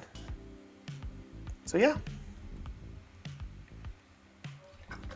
I think it'll be really fun. I think it'll be more of an experience. So we're going for a painting class, but with an experience feel. This is a Logitech Brio webcam, because I'm poor. And we can't afford DSLRs here, okay, pal? We're working on it, though. The Brio is like 150 bucks. And it's pretty good. It's a 4K camera. Does a pretty decent job, I think. You know, not too shabby. Not too shabby, if I say so myself. If I say so myself. So I'm actually, full disclosure, not really a fan of all this brown. I think I've over-browned this model. So I need to find ways of breaking this color block up. So I'm thinking what I'm going to do is probably dry brush more of a white cream color on the top and kind of turn it into a brownish white, I think is what I'm going to do here. Give it a little more pizzazz, because it's almost too much brown, especially as kilt there. I don't know, what do you guys think? That's just what I'm feeling right now. I could be wrong. Maybe you guys like it, all the brown. I was going for kind of fur, bear fur kind of thing. I don't know.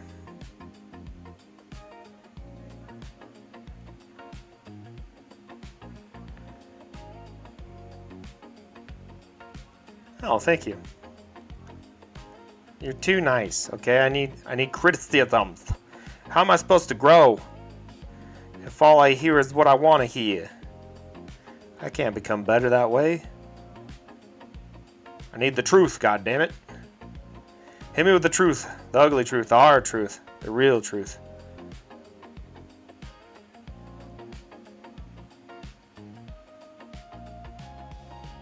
Ooh, I should really go get my brushes outside. Would you guys all leave if I just stepped out for a moment to grab my new brushes? You guys can watch me unbox them. Who doesn't like watching a little unboxing video? I know I like a good unboxing video. What's funny is this side of this looks lovely. I really like that. But this side's just okay-ish. Okay, boom, boom, boom, boom, boom, boom, boom, boom, boom, boom. Boom, boom, boom, boom, boom, boom. I gotta leave for unrelated reasons. Well, I hope those unrelated reasons aren't, you know, incriminating or bad or, you know, unhealthy. I hope that those unrelated issues are easy and good reasons, like taking a nap. What brushes did you get? I got, they are the like Mimeo. Anyways, they're real brushes. They're like Kowalski hair, I think. Something like that. I can't remember off the top of my head. They weren't cheap, but they weren't expensive either. They are budget friendly. But I usually just use synthetic brushes because I'm a cheap bastard. You know? But yeah, I'm really excited. Oh, man, I'm sorry to hear that. I am sorry to hear that, man. I wish you the absolute best, dude. That's shitty. A possible spot? Adam, I'm pretty excited about those brushes, man. Well, I hope that spot turns out to be nothing, dude. Okay? I'm on team not cancer. Okay, but regardless, I'm on your team, brother. Alright?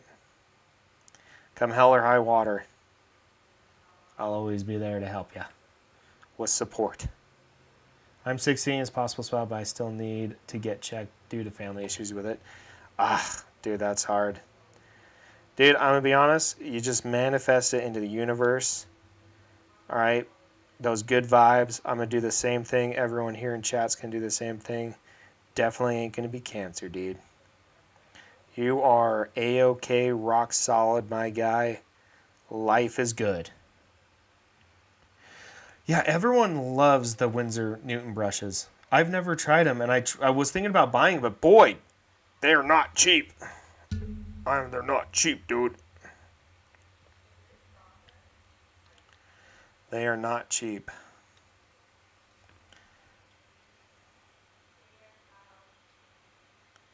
Okay, you make me want to go grab. You made me want to go grab my brushes. Okay. Told Ray we need to get a sable for the hair. What's a sable? Do we have to stable these horses? Do we got to stable these brushes? I know you said sable, but I'm making a joke. All right, no one go anywhere. I'll be right back.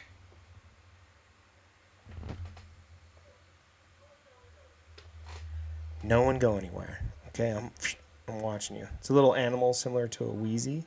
Oh, a sable. Oh, like the actual.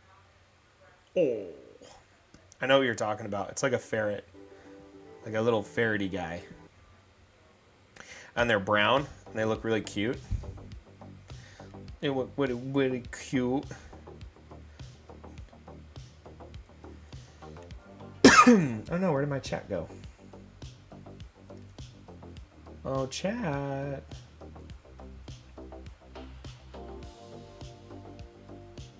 My chat disappeared.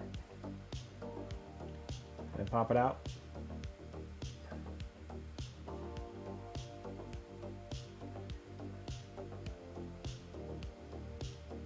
Ah! What did I do? Okay, I think we're okay. We are okay. Should grab their brushes. The real hair lasts so long. That's what I'm really excited to see, okay? All right, no one go anywhere. I'll be right back.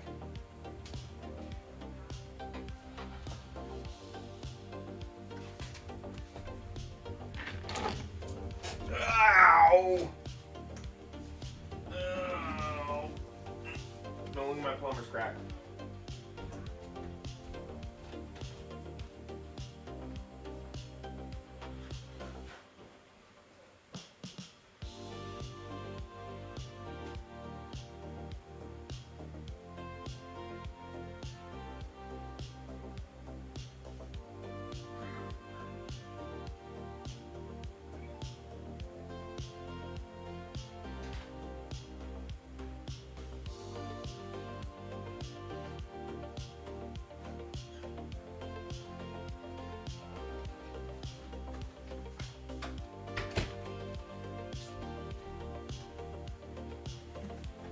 Ooh, baby, I love packages every day.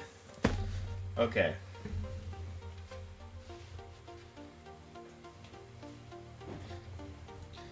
Oh, what's up, Junover? Junover? Junover. Help. Thank you. Yeah, it's turned out all right. You guys want to see how I open up Amazon packages?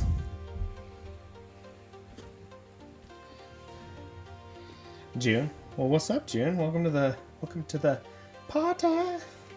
Watch, I do this. Had to make sure I didn't show you my address. That'd be messed up. But watch this. Are you guys ready?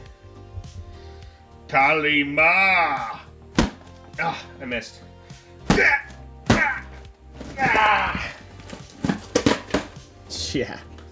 Yeah, you don't ever see that. Oh, thank you for the follow. See that Kalima?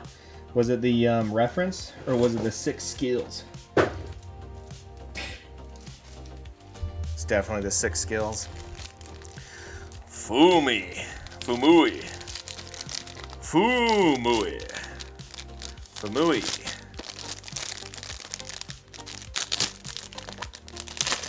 Wasn't Kowalski a penguin from, what's it called? It's that animal show.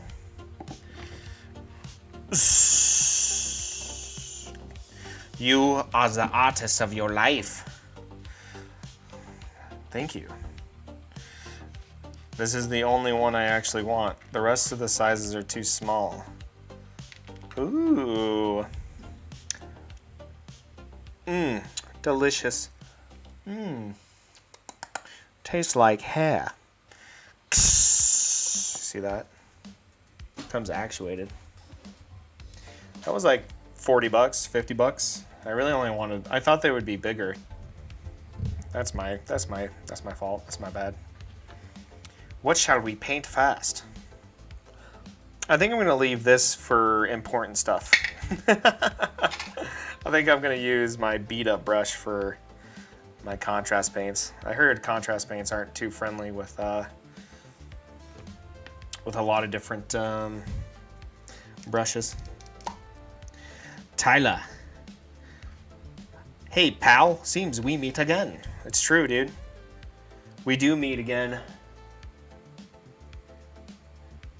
How are you doing, bud? Give him a bear skull tattoo?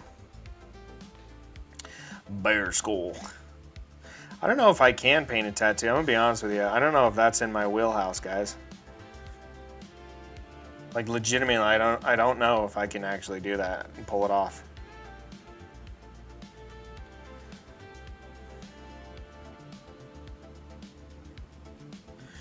Just painting some ropes, though.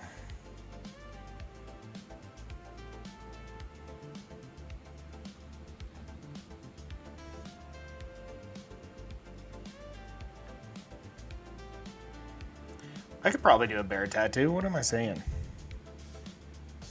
In a recent vid. But for real, this is pure skill. Thank you. Did you ever build a Gundam models? I haven't done any Gundam models, and a lot of people have been begging me to do a Gundam model. I really need to do a Gundam model, I think. Doing good. These things take a while. Remember you working on that yesterday? Oh, yeah. What the hell am I looking at? Felix? Once you know, I'll know, okay? Because I don't even know what the hell I'm looking at either, brother. I know it's something. Something or another. I think it's a giant. At least that was the attempt. Yeah, this model, I'm doing the final kind of finishing touches on it, which I always take too long on, but that's how you get, you know, really good details. This is a Warhammer proxy for my Gatebreaker, my Sons of Bahamut army. That's what this is, pal. Alright, that's what this is. Doing these little details, they're important, you know? It is a sculpture. A lot of people keep coming in and asking, like, is this a dead animal? Like, what are you doing? I'm like, no, just painting. Just a little bit of paints. Nothing nefarious or devious here. Me and some paint. Uncooked chicken wing, there it is, yep.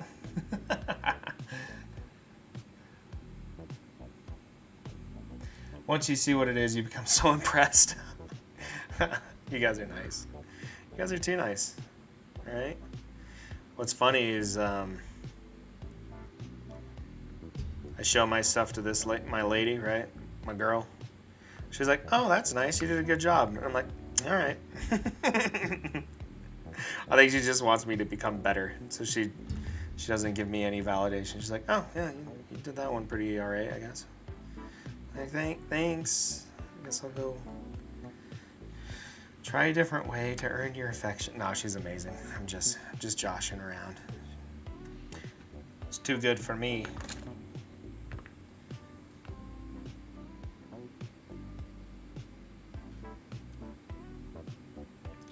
What happened to my guy's arms?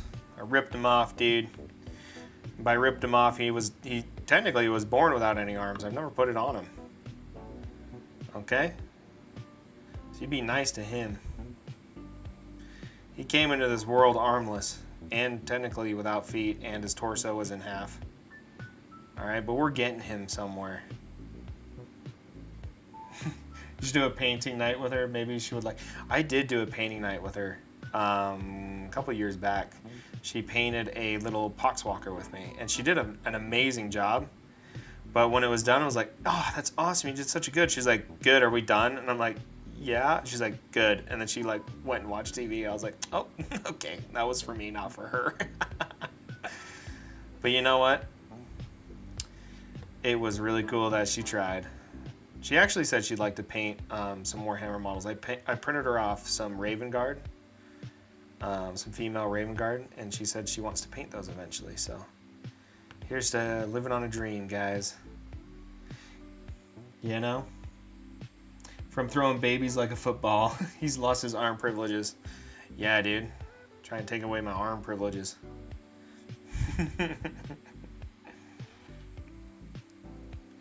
Okay, we're doing ropes right now. Painting in some ropes. I need to do the Skulls ropes.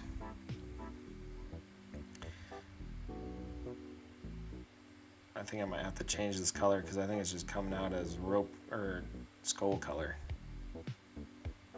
Yeah, I'm gonna have to change this color to something else. Oh, thank you for the follow. Welcome to the party. Oh, Felix, thank you for the roses. That's so nice of you. I'm sorry I just noticed that. Thank you so much. Your gift will never be forgotten, brother. Brother, listen, brother. Brother.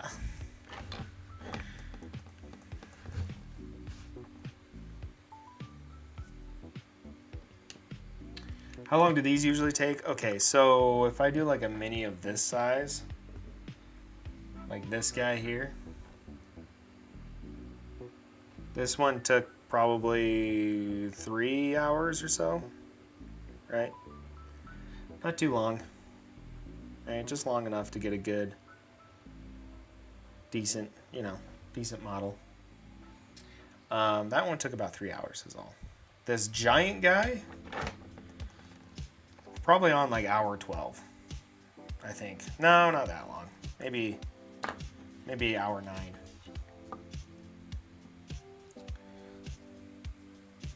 I wish I could make sculptures. I am not a sculptor. I am definitely a someone else needs to make it and then I can print it. But she likes doing a lot of paint by number.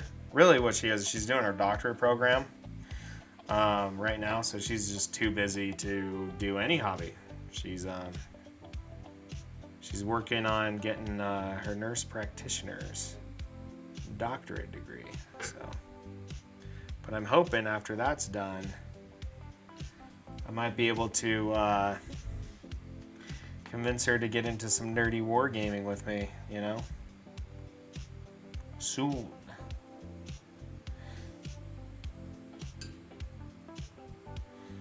So the giants are pretty slow in my opinion. They're not crazy long. They're longer than most. The larger a model, of course, the more paint you got to put on it. That's just, you know, just how it works. But yeah.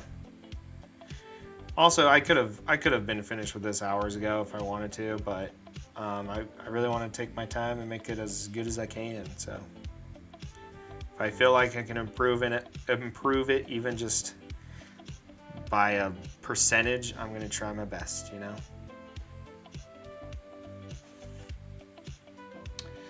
Yeah, the people who sculpt models, like using Blender and digitally and in the real world and the physicality, they're insane. Like the guy who created this, Claybeast Creations, sometimes he hops in here to chat and hang out. He is incredibly talented. All of his models are so cool. And he's really, like, honestly some of the best 3D prints I've ever printed and painted and everything. But learning to sculpt would be super fun. The problem with that is I just don't think my brain works like that. It does to a degree, but not to the degree it would need to, you know? That's the problem. Or at least my problem, you know. Oop.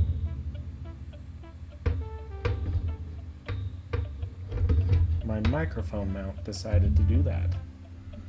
We just need to kind of move it over to the side here. Maybe here. Maybe that's pretty good.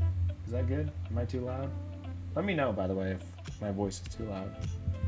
Because I don't hear myself, so. Or if the music's too loud or you can't hear the music at all, just let me know. Because I want you guys to have the best viewing experience possible. We're still working out some kinks on the new setup, you know.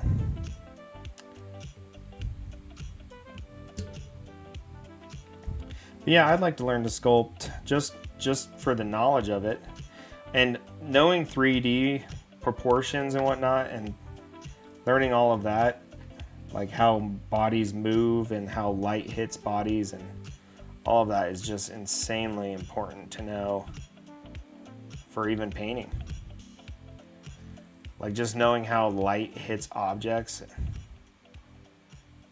changes the game. Knowledge is power. But yeah.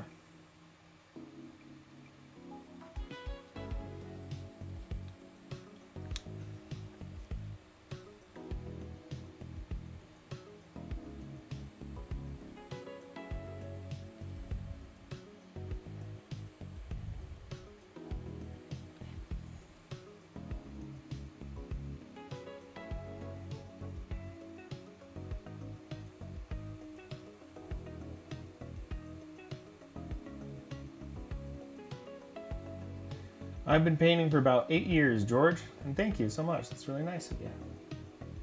Appreciate that, buddy. Yeah, it's been about 8 years, but I've had a long history with art, so did a lot of watercolors. Dropped out of university. Became an electrician. You know, just the usual story.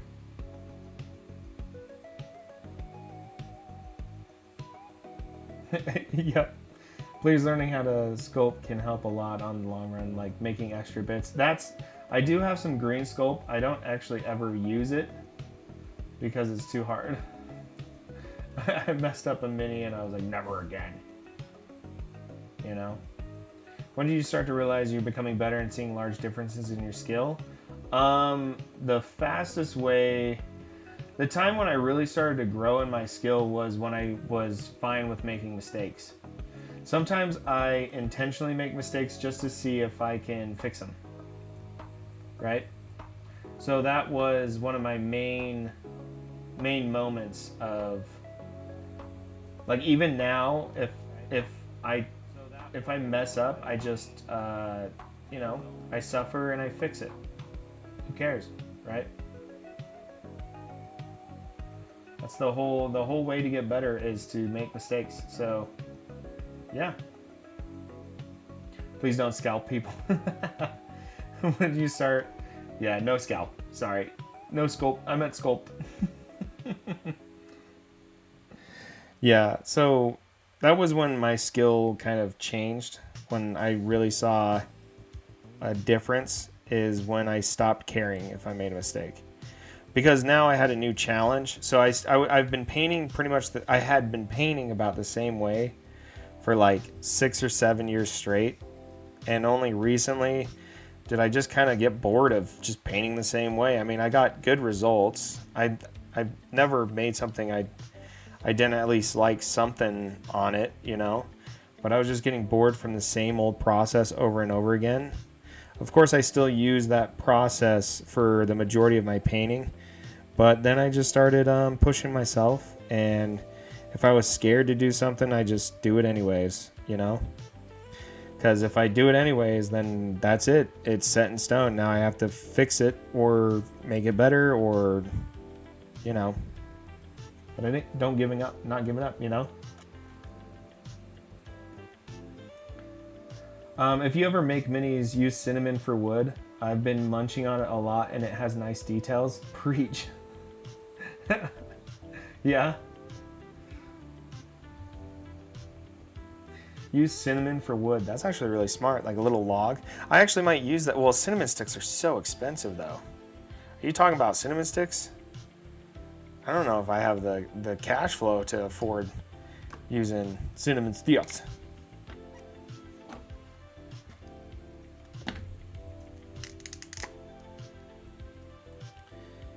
But yeah, if you're scared to do something in your hobby, miniature painting, whatever it is, it generally means it's because you're afraid to mess up.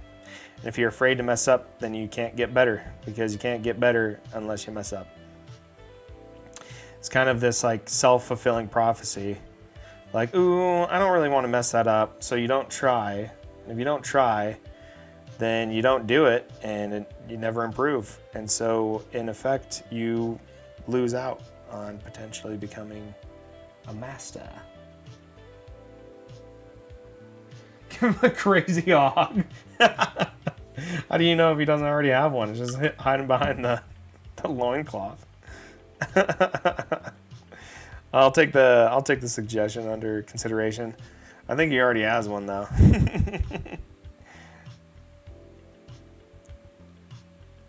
That was funny.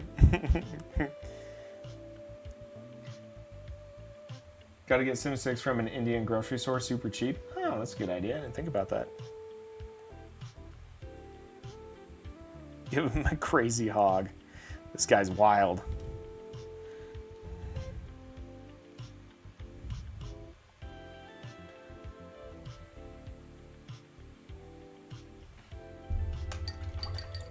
Hey, Allie.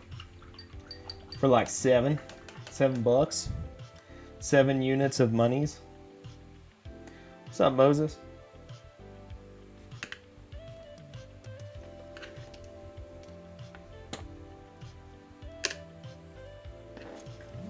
One sec, we gotta load up another upper decky. You know what I'm saying? We gotta deckify. If you know, you know. If you don't, you don't. Serious? You know what I'm saying? Straight up. Straight up. If you know, then you know. Okay? Alright, I wanted to do something else. Ooh, I want to do his red. I want to do his red beard real quick. That sounds like fun. What's up, Alyssa?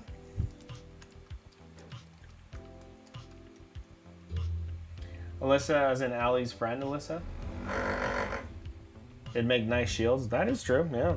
I'm the worst baser. I'm super lazy at basing. I need to get serious about basing.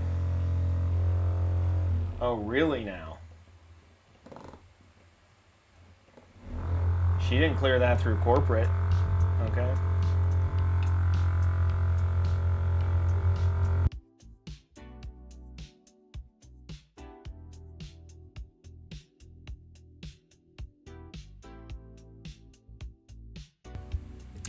I'd like to welcome Mr. Average Painter. What is going on, my dude? Okay, so we're going to use some Blood Angels red contrast paint for his beard here. We're going to add a lot of water to it, though. Tone it down just a hair. You know what I'm saying? Here we go. There we go.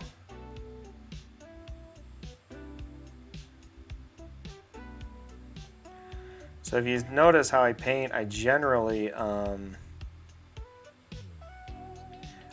will base all of my colors, and then if I want to change the color, then I just hit it with some contrast paints. So I don't use my contrast paints other than to retint or shade or darken or shadow. I don't generally ever use them for basing, you know? But yeah. That's how we're going to get this nice red beard going.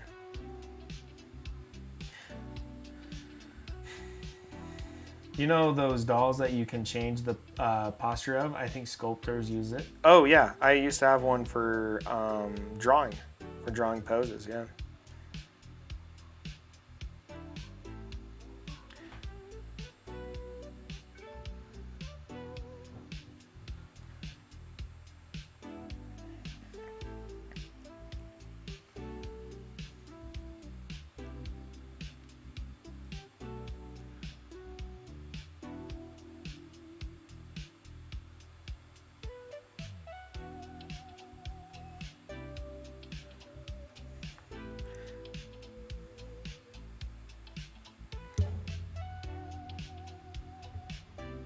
By the way, I'm going to paint this beard exactly how my beard looks. I know it seems like it isn't right now, but it will be, okay? Just trust the process, bet, okay? So I'm using contrast paints right now. I use my contrast paints to retint, shade. I use usually that for all of my shades and washes when I'm using acrylic. If I'm doing like a major wash, then I'll use oil paints. And if I'm basing minis, I use Vallejo paints. That's kind of my trifecta. So Vallejo paints for most, if not the majority of my painting, especially highlights, dry brushing, and basing. And then I use contrast paints, shades, and technical paints from Citadel. That's what I like using the most. But yeah, trying to make a little village of all of your projects, like that Lego movie scene. I try my best, dude. I just don't have enough shelf space, you know? That's actually one of the next projects in the house, is just to find a spot for all these damn pieces of plastic I have everywhere.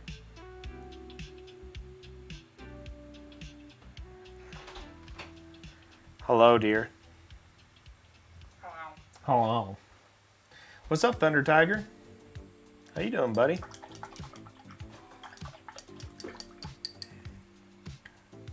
What? You got plans Saturday night? Do we have plans Saturday night? No. Well, I'm in proposing plans. What if we just didn't have plans Saturday night? We do have plans, actually. With who? Hoping for a boyfriend. We're gonna go to dinner and have the Lord. This is like the fourth one. You've met one. 3. Which other ones have you met? I don't know. Okay, you've met 2. I don't want to. He's a nerd, magic, electrician. I was like, oh god. No, I definitely don't want to meet him now. Oh, thanks, Thunder Tiger. I'm doing pretty good, man. Except my girlfriend's trying to persuade me to go on a double date Saturday. It's gross. I'll tell you what, I'll think about it. Keep your calendar clear. Oh, I'm keep my count. All right. Why do I not get to choose my life sometimes? Are you into Warhammer, Thunder Tiger? Hobby Mini Painter, what's up? Oh, thank you. I really don't paint. I don't paint with talent. I paint with techniques, and I can show you those techniques. They're super easy. How you doing tonight, Hobby Mini Painter? HMP. I'm gonna call you HMP.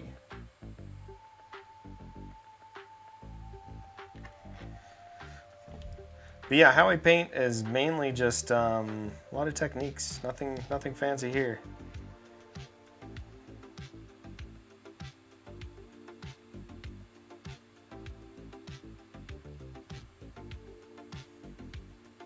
Nice. What kind of Warhammer minis are we talking about? What kind of armies? Like Bob Ross? Actually, I'm not kidding. It's actually my methodology is very Bob Rossian. And Hobby Mini Painter can attest to that. He's been around. He's seen. I really just do kind of the same techniques each time.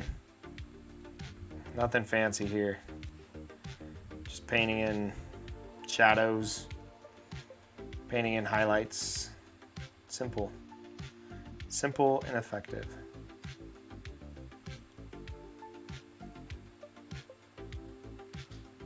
You know? How many sculptures do I have? I have ballpark, probably 500 or 600. I don't know. I own 7 different armies, 8 different armies. Nah, maybe not 700. Maybe 500. Yeah. I mean, most of them are 3D printed at this point. Like this whole army is 3D printed.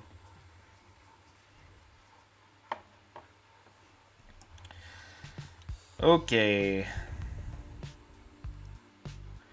I want to differentiate this tone from this bone tone. I'm trying to think of the best way to do it. I think I'm just going to really hit this with, I'll hit the bone with a lot more white. I think that's what I'll do.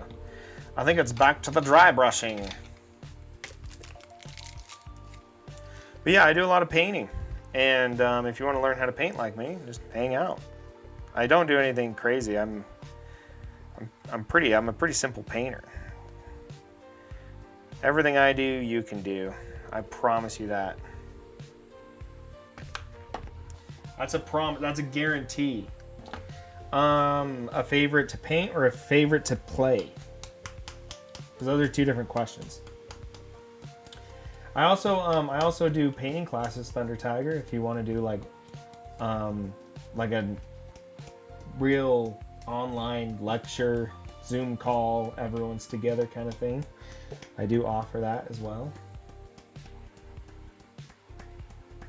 Tyler, you can't ask me that question and then dip, dude.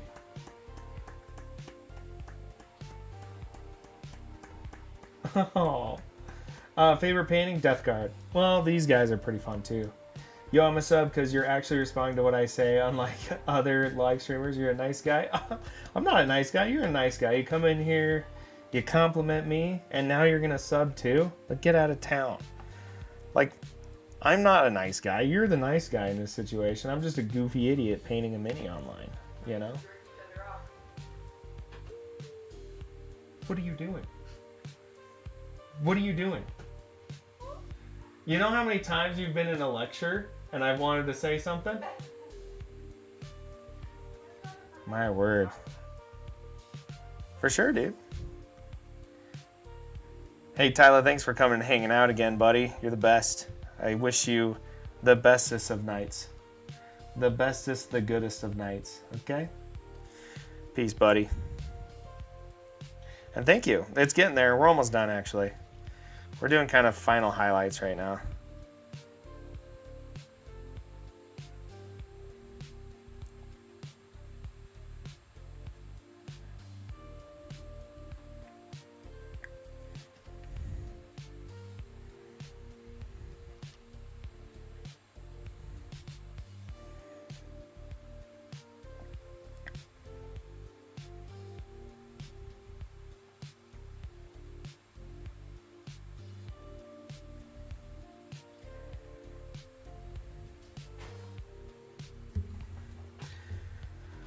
Well, Thunder Tiger, what kind of minis do you have?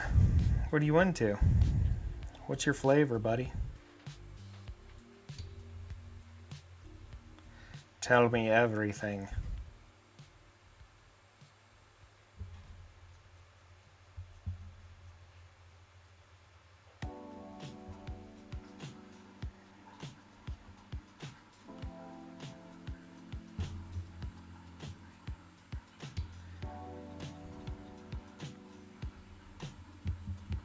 Thanks, man. If my parents said I can donate, I would definitely donate some money to help you in your work. Oh, thank you. Well, the sentiment is much appreciated, buddy. But you can also just watch for free. That's like the best part. You just hang out in here, relax, enjoy some painting.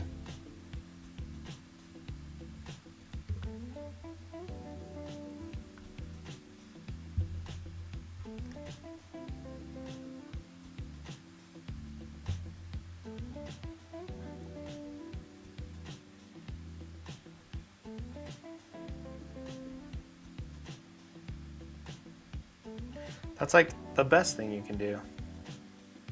Just enjoy the show.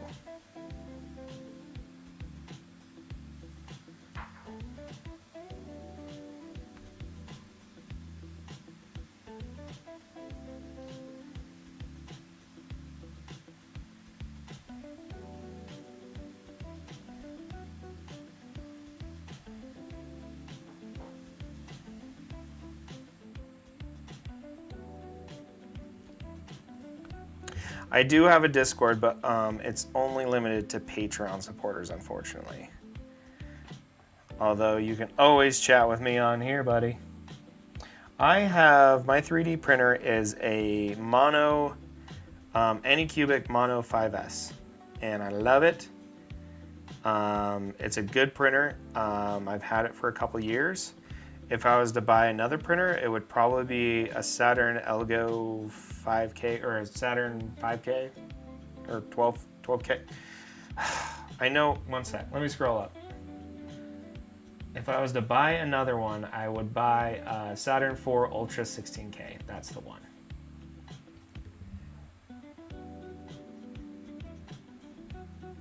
I do apologize, Thunder Tiger. I gotta incentivize people though, you know? I gotta eat. But you can always watch for free and hang out. That's the best part. That's like the best part.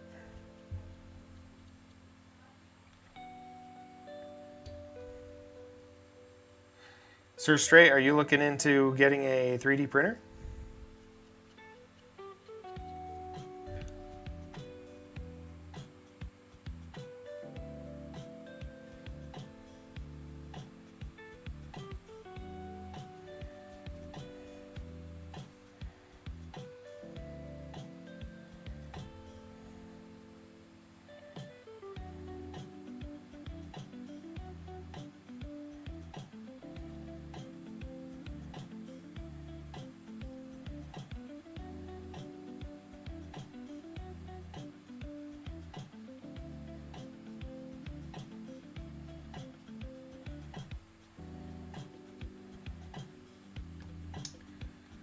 I want to try model painting, however, I'm primarily a digital artist, so I don't know where to start.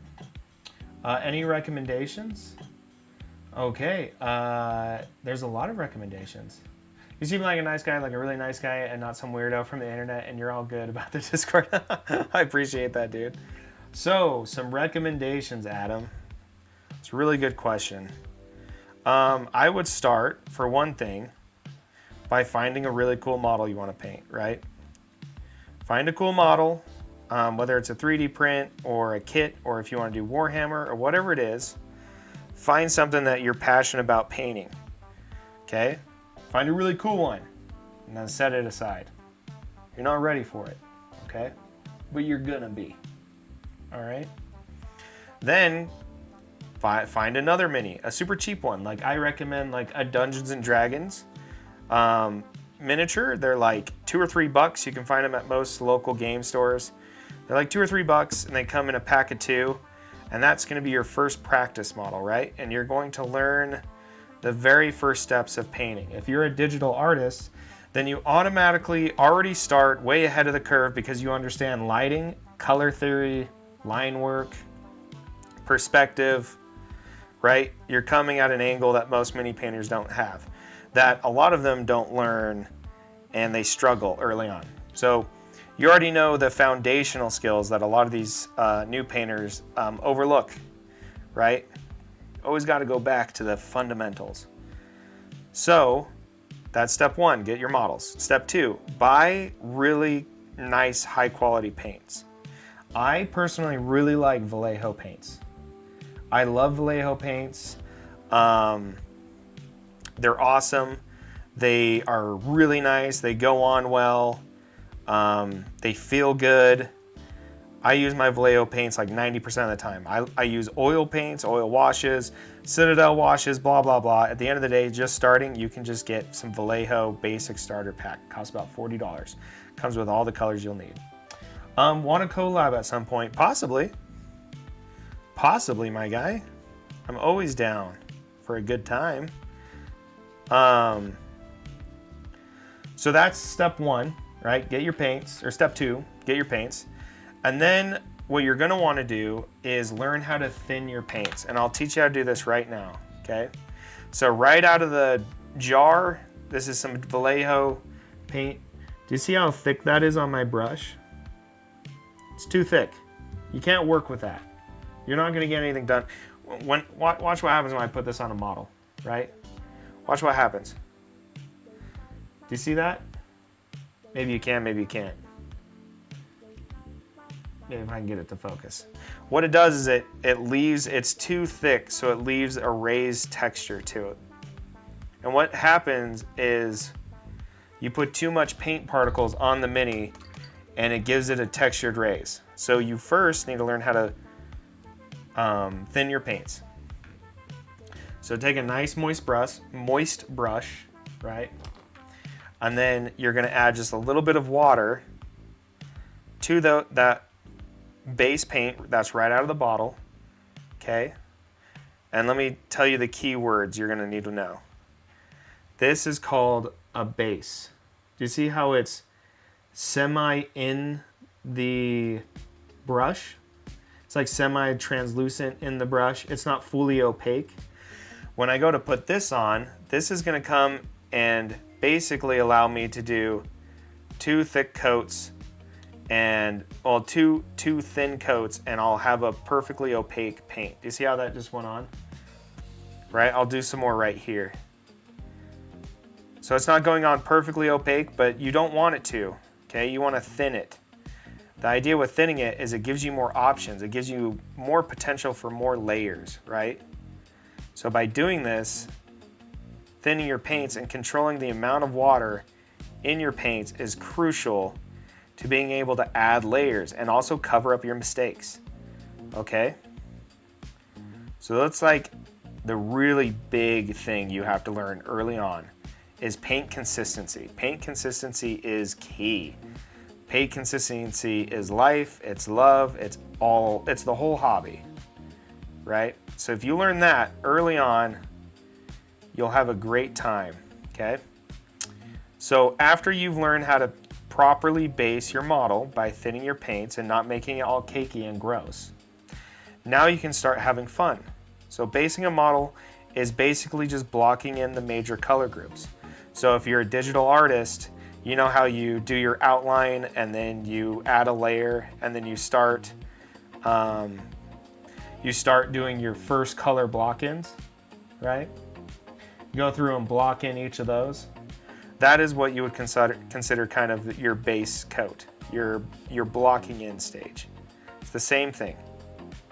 So after you do that, there's a couple different techniques now. Remember, you're not a 2-dimensional painter anymore, you're a 3-dimensional painter, okay? And a 3-dimensional painter doesn't actually paint on the model, we paint the edges of the model. We paint the surfaces of the model, we paint the recesses of the model, right? So when we're painting, we're not painting in detail as if it's a canvas. We're actually doing the very opposite. We're just painting the edges, the 3 dimensions, okay? So a couple of the techniques, one you saw me when you first joined is called dry brushing, right? So you always dry brush all the edges in. Willie, that's naughty, dude. That's naughty. So we paint the edges. You guys are terrible. You paint the edges in, and you always just focus on the surface. So a dry brush like this, so you take the paint and you do the exact opposite about thinning your paints. You actually take it right from the bottle, right? I'll show you right here. Boom, put some on the brush, right? And then you put it on a paper towel and you completely get rid of all of it until there's nothing left coming on the paper towel, coming off onto the paper towel. And then this way you can now just hit the model, bing, bang, boom, and it slowly accumulates as you hit the model with the dry brush. It leaves little bits of particulate on it. And that's how you dry brush. And then the next thing you do is you do what's known as a wash. So I'll show you what a wash is right now. This is a shade from Citadel, right? It's a super thin, do you see how thin and runny that is? So the idea here is now that we have based the model, we've highlighted the model, now anything that's a recess portion, like right here, we can now add in a little bit of shade. Do you see how that just goes into the recess? That's all it is. That's how you paint a model. That's all I do. Just started painting D&D minis. How do I get solid layers of white over the pre-prime mini? You need to thin your paints and it just takes multiple layers. It just takes as many layers as it takes, you know? I think I'll struggle most with techniques. With digital art, I'm very spoiled with easy brushes. So, and that's the thing, if you understand about layering paint, even a digital artist, you layer paint with a semi-translucent, ooh, that would actually be a cool tattoo. Oh, whatever color. Ooh, I could do a tattoo with that color. I'm not going to do a tattoo. Maybe I will. That'd be kind of cool. So yeah. So yeah, unfortunately with white paint, yellow paint, it just takes a ton of layers. Yo, I'm gonna go tell my friends about this channel. All right, I'm gonna go to bed because I'm tired. See you, man. I'll see you in a different stream. Dude, you're a real one. Thank you so much for hanging out with me, Thunder. Hope you have a great night, buddy. Gotcha, I didn't know about thinning, but I was just laying it on over and over again. Okay, yeah. So when you lay it on over and over again right now, what you're doing is how this paint works, how all of this mini paint works, is it is little bits of particulates, like they're little very tiny grains, right? Think of it as sand, and it's suspended in water. You know what I'm saying? So it's literally suspended in a water-like mixture, and if you don't thin it down, those particulates, just like a sand castle, build up on your model, and that's how you get that grainy texture, that snowy, cakey looking stuff. You know what I'm saying? This looks, oh, thank you, Charlie. I appreciate that, man.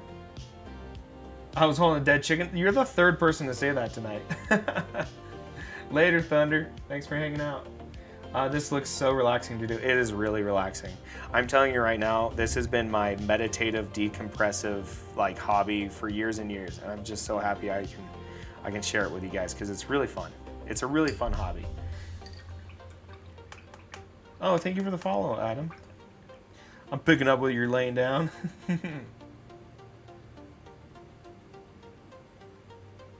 It's just the right colors for that Lamau. It really is, dude. A lot of people have said, are you like dissecting a bird or something? A lot of people have said that. I have found so much peace painting minis. Oh, tell me about it. Dudes, getcha? Yeah, 100%. Oh, thanks, Pig Stitches. Man, you guys are just all coming in a wave. It's getting there. I'm not unhappy with it, which is, you know, as an artist, is a pretty rare thing to be okay with it. But it's getting somewhere.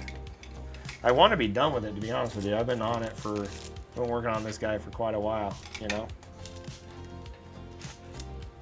Oh, thank you for following. I appreciate that.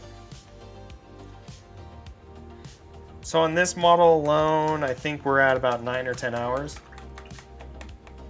You can watch the full process on my YouTube channel. It should save all of these past. Actually, I don't know if I think I did a couple TikTok onlys, but you can see his older brother here, King Broad, the full video on my YouTube channel. So yeah. So this is the Sigorn Slayer from Claybeast Creations. He's a 3D modeler for 3D printer, so an STL designer. And yeah, this is a 3D print. It's going to be my Gatebreaker proxy model. So that's the goal here. I'm trying to get a 3D proxy. And this is my last Mega Gargant for my Sons of Bahamut army. Then after that, we're going to do these little baby Gargants. Look how cute they are. Look at him. It's like the size of his arm. But yeah, it's my first Age of Sigmar army. I have about six Warhammer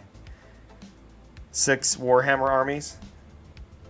So I thought I'd branch out into Age of Sigmar finally. So here we are. Just having a blast hanging out with you guys, you know?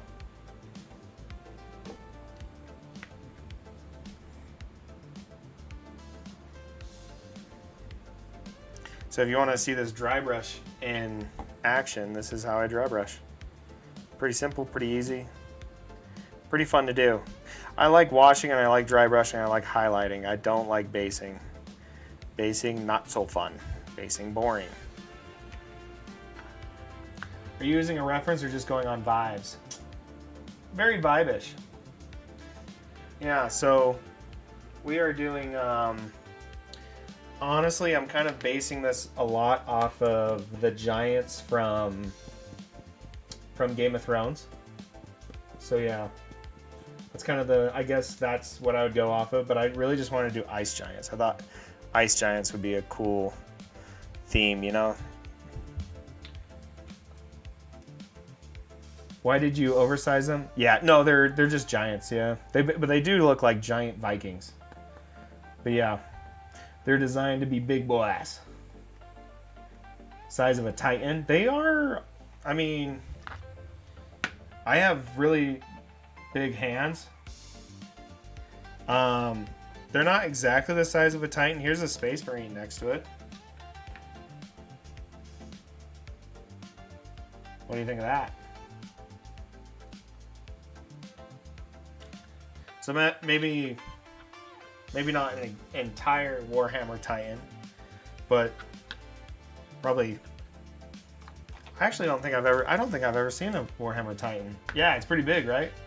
I told you I got big hands.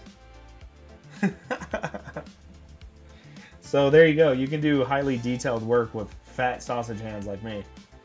So I don't want to hear anyone complaining. The Emperor Titan? No, I would do that with an FDM printer. I would not do that on my resin printer. I don't even think my resin printer could do it. There's some parts in there that are massive. And I only have like a 10-inch plate.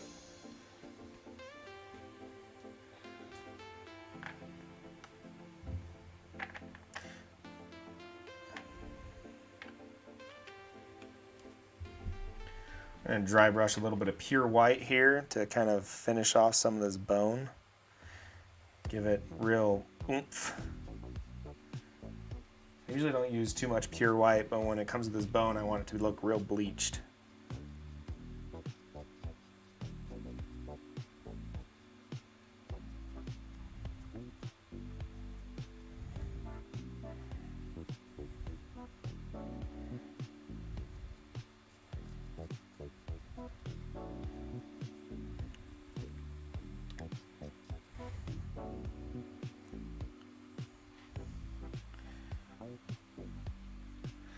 And 2 feet is insane.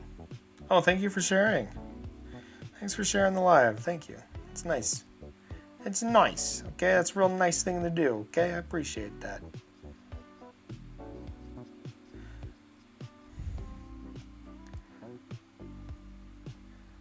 I'm just gonna go off of your name, the Mad Titan David. I'm just gonna go wild limb here. Call me crazy. Do you play Titans? You know what? Never mind. Stupid question. I know. I shouldn't make assumptions. That's my bad, dude. Never mind. Don't answer that. That was just rude.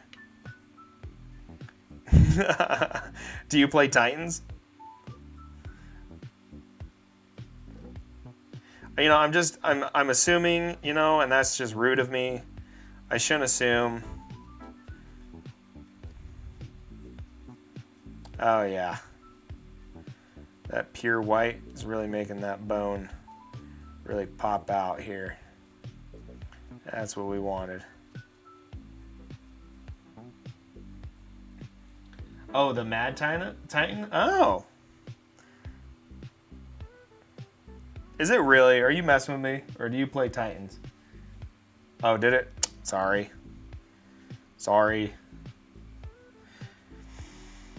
Little technical difficulties, I guess.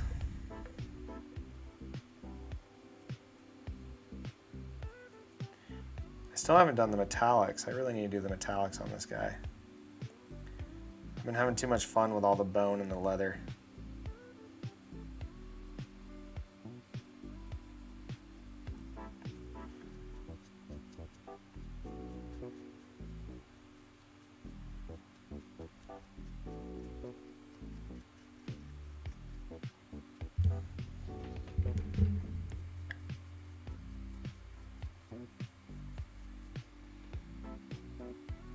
That's rad. Charlie, I've been painting for about 8 years now, but I've had kind of a long history in arts. I used to do a lot of watercolors and stuff back in the day. But yeah, I've been doing miniature-based painting for about 8 years. I've only been kind of streaming and sharing my work for the last couple months, and it's been really fun. So this is the Sigmar Slayer by Clay Beast Creations. It's a 3D model. If you don't have a 3D printer, you can purchase this model from Resin Reborn, Reborn with an E at the end, .com. They have that model available and they'll ship it to you. This model and all of them that I've been painting recently. But yeah, it's the Sigmar Slayer. It's going to be my Gatebreaker proxy for my Sons of Bahamut army, which is almost done. I have my Kragnos here. This is my Kragnos. He's like a mammoth horsey boy, also made by the same creator. And then I have my King Broad, which is also done by Clay Beast Creations. Print you one and ship it to you. Dude, I wish I had the time, brother. I wish I did. Oh shit, baby, I need to send those minis. Can you do that for me tomorrow? That'd be really nice of you.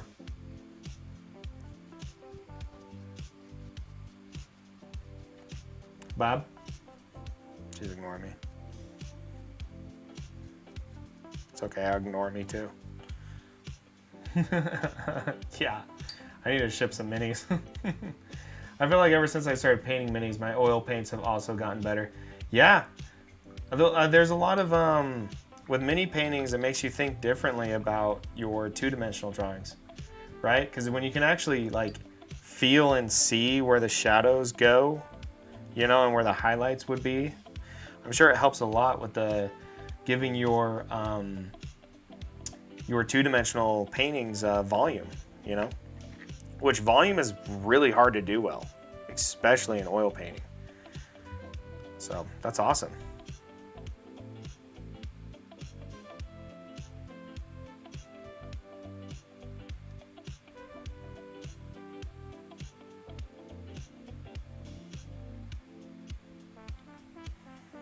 When you're using pure white, less is more. It's the cardinal rule.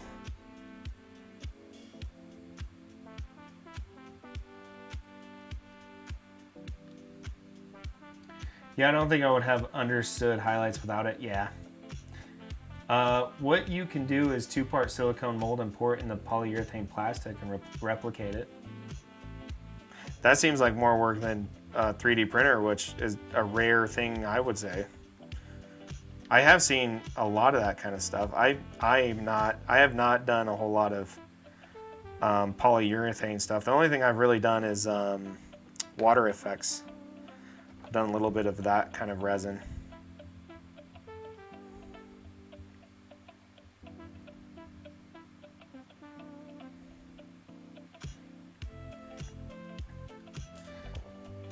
Yeah, highlights, it definitely, if I was to go paint two-dimensional again, I think it would be a whole different ball game, you know?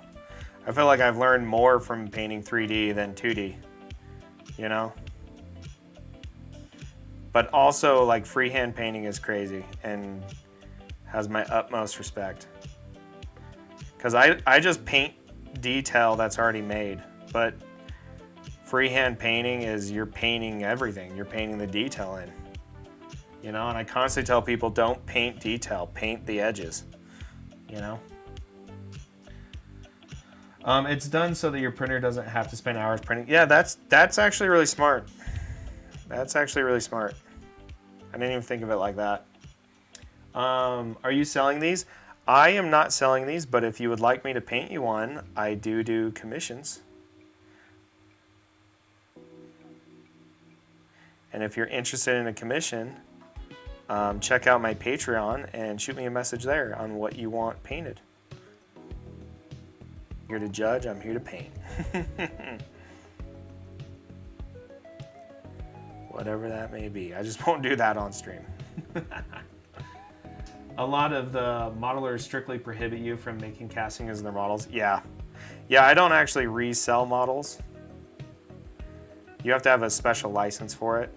That's why I say if you want me to paint a model for you, you gotta commission me and acquire the model through the creator.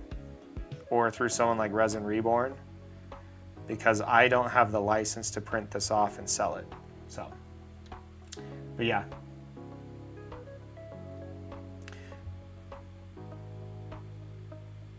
The 3D printer screen isn't too bad to replace, the FEP. You can get like a pack of 3 of them for, I don't know, 50 bucks.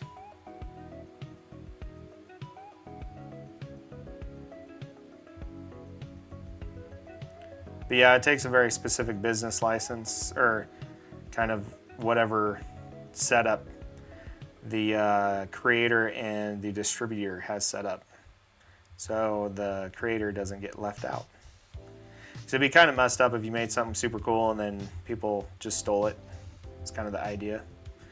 Like what I do can't be replicated, right? I mean, I guess it can. Like anyone can paint the way I paint. It's not hard. But someone who makes 3D models and whatnot, their files getting leaked that's a bad day, dude. That's not cool.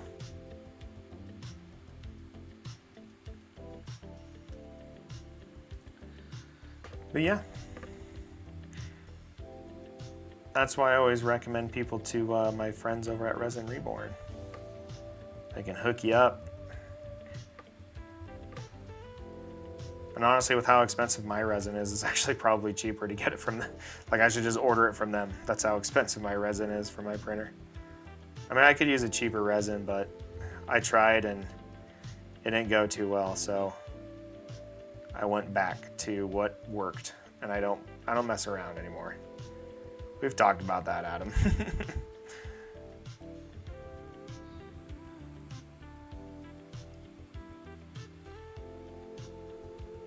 The cheap resin, yeah.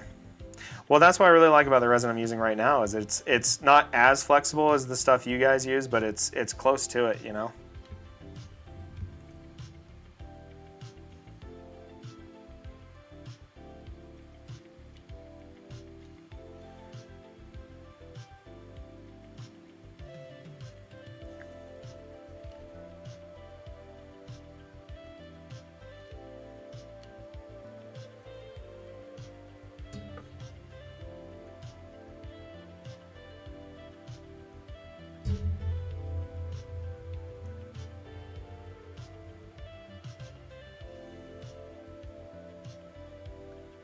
Must have walked away when you mentioned it. No, we talked about this, it was like a month ago. Actually, I think it was longer than that. It was like 2 or 3 months ago. I was complaining about taking the supports off of my model, and you were like, yeah, the resin we use is like flexible, so they just crack off a lot easier. I was like, oh. Remember that now? I have a very good memory. Oh, your other message is getting blocked? Send it to me on Discord, my dude. They can't control us there.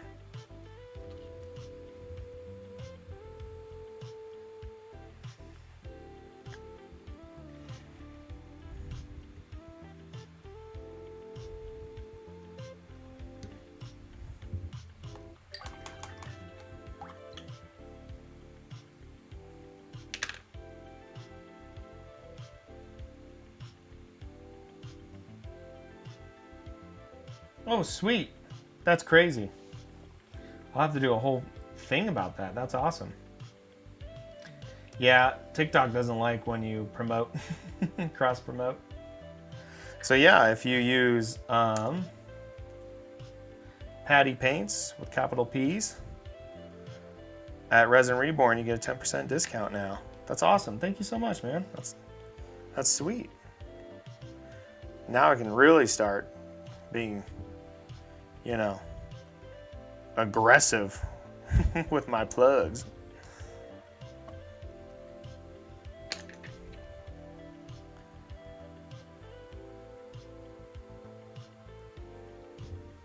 Oh, thank you for the follow. I appreciate that.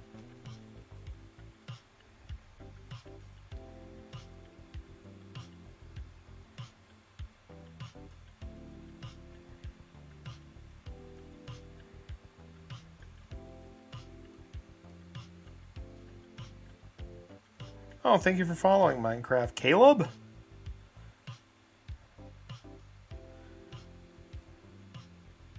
Man, I want to play a little Minecraft now. Sounds like a good time right now. I haven't played Minecraft in ages, it feels like. Thanks, partner. You know what sounds fun is getting like 5 friends together and doing a modded servers. Obligatory pup cam. Do you want to see my other puppy? Naughty! Come here. Naughty! Oh, I shouldn't whistle into the camera or the thing. I'm sorry. Come here. Well, this one's hella. Come here. Come here. Come here. Oh. Oh.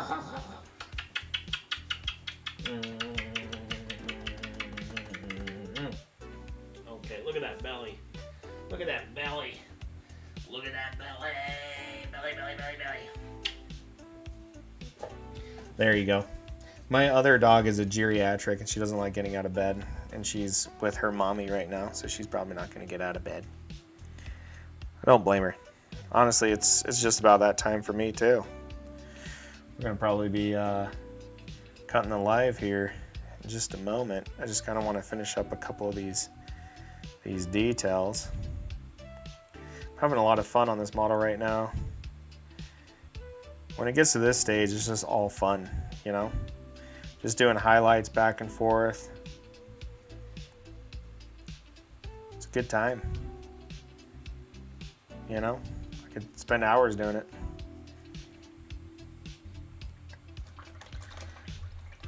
But I think my lady is waiting for me. She wants to hang out. We've had some busy days and it's almost 9 o'clock. It's almost 9 o'clock, guys. Okay? So thank you so much for joining in. We got a lot of detail work done here. Probably one more day of detailing and then final production. We got the bases printed off yesterday, so all we have to do is do some bases for this guy. But yeah, look at him go. He's a big boy. He's been eating good. But yeah, thank you guys so much for coming and hanging out with me. And always, I really appreciate it. If you want to see more of my content, check out my YouTube. For more long format videos, you can watch any past streams. You can watch me build this guy from the ground up. Pretty cool stuff. You can also check out my Twitch. And if you want to support me and join the Discord or join the future painting classes that are coming up, the first one's going to be free. So you just have to get the mini and you can join that. That's going to be a lecture-based class where we will paint together the same model. And there'll be Q&A, and at the end there'll be a little prize for the best painted mini. So, and I'll teach you how I paint. It's super easy. It really is super easy. I'm a techniques-based painter. I'm not a talent-based painter. So, anyways, I hope you guys have a lovely evening, and thank you so much for coming and hanging out with me. And yeah, love you, bye. Love you, bye. Love you, bye. Love you, bye. Love you, bye.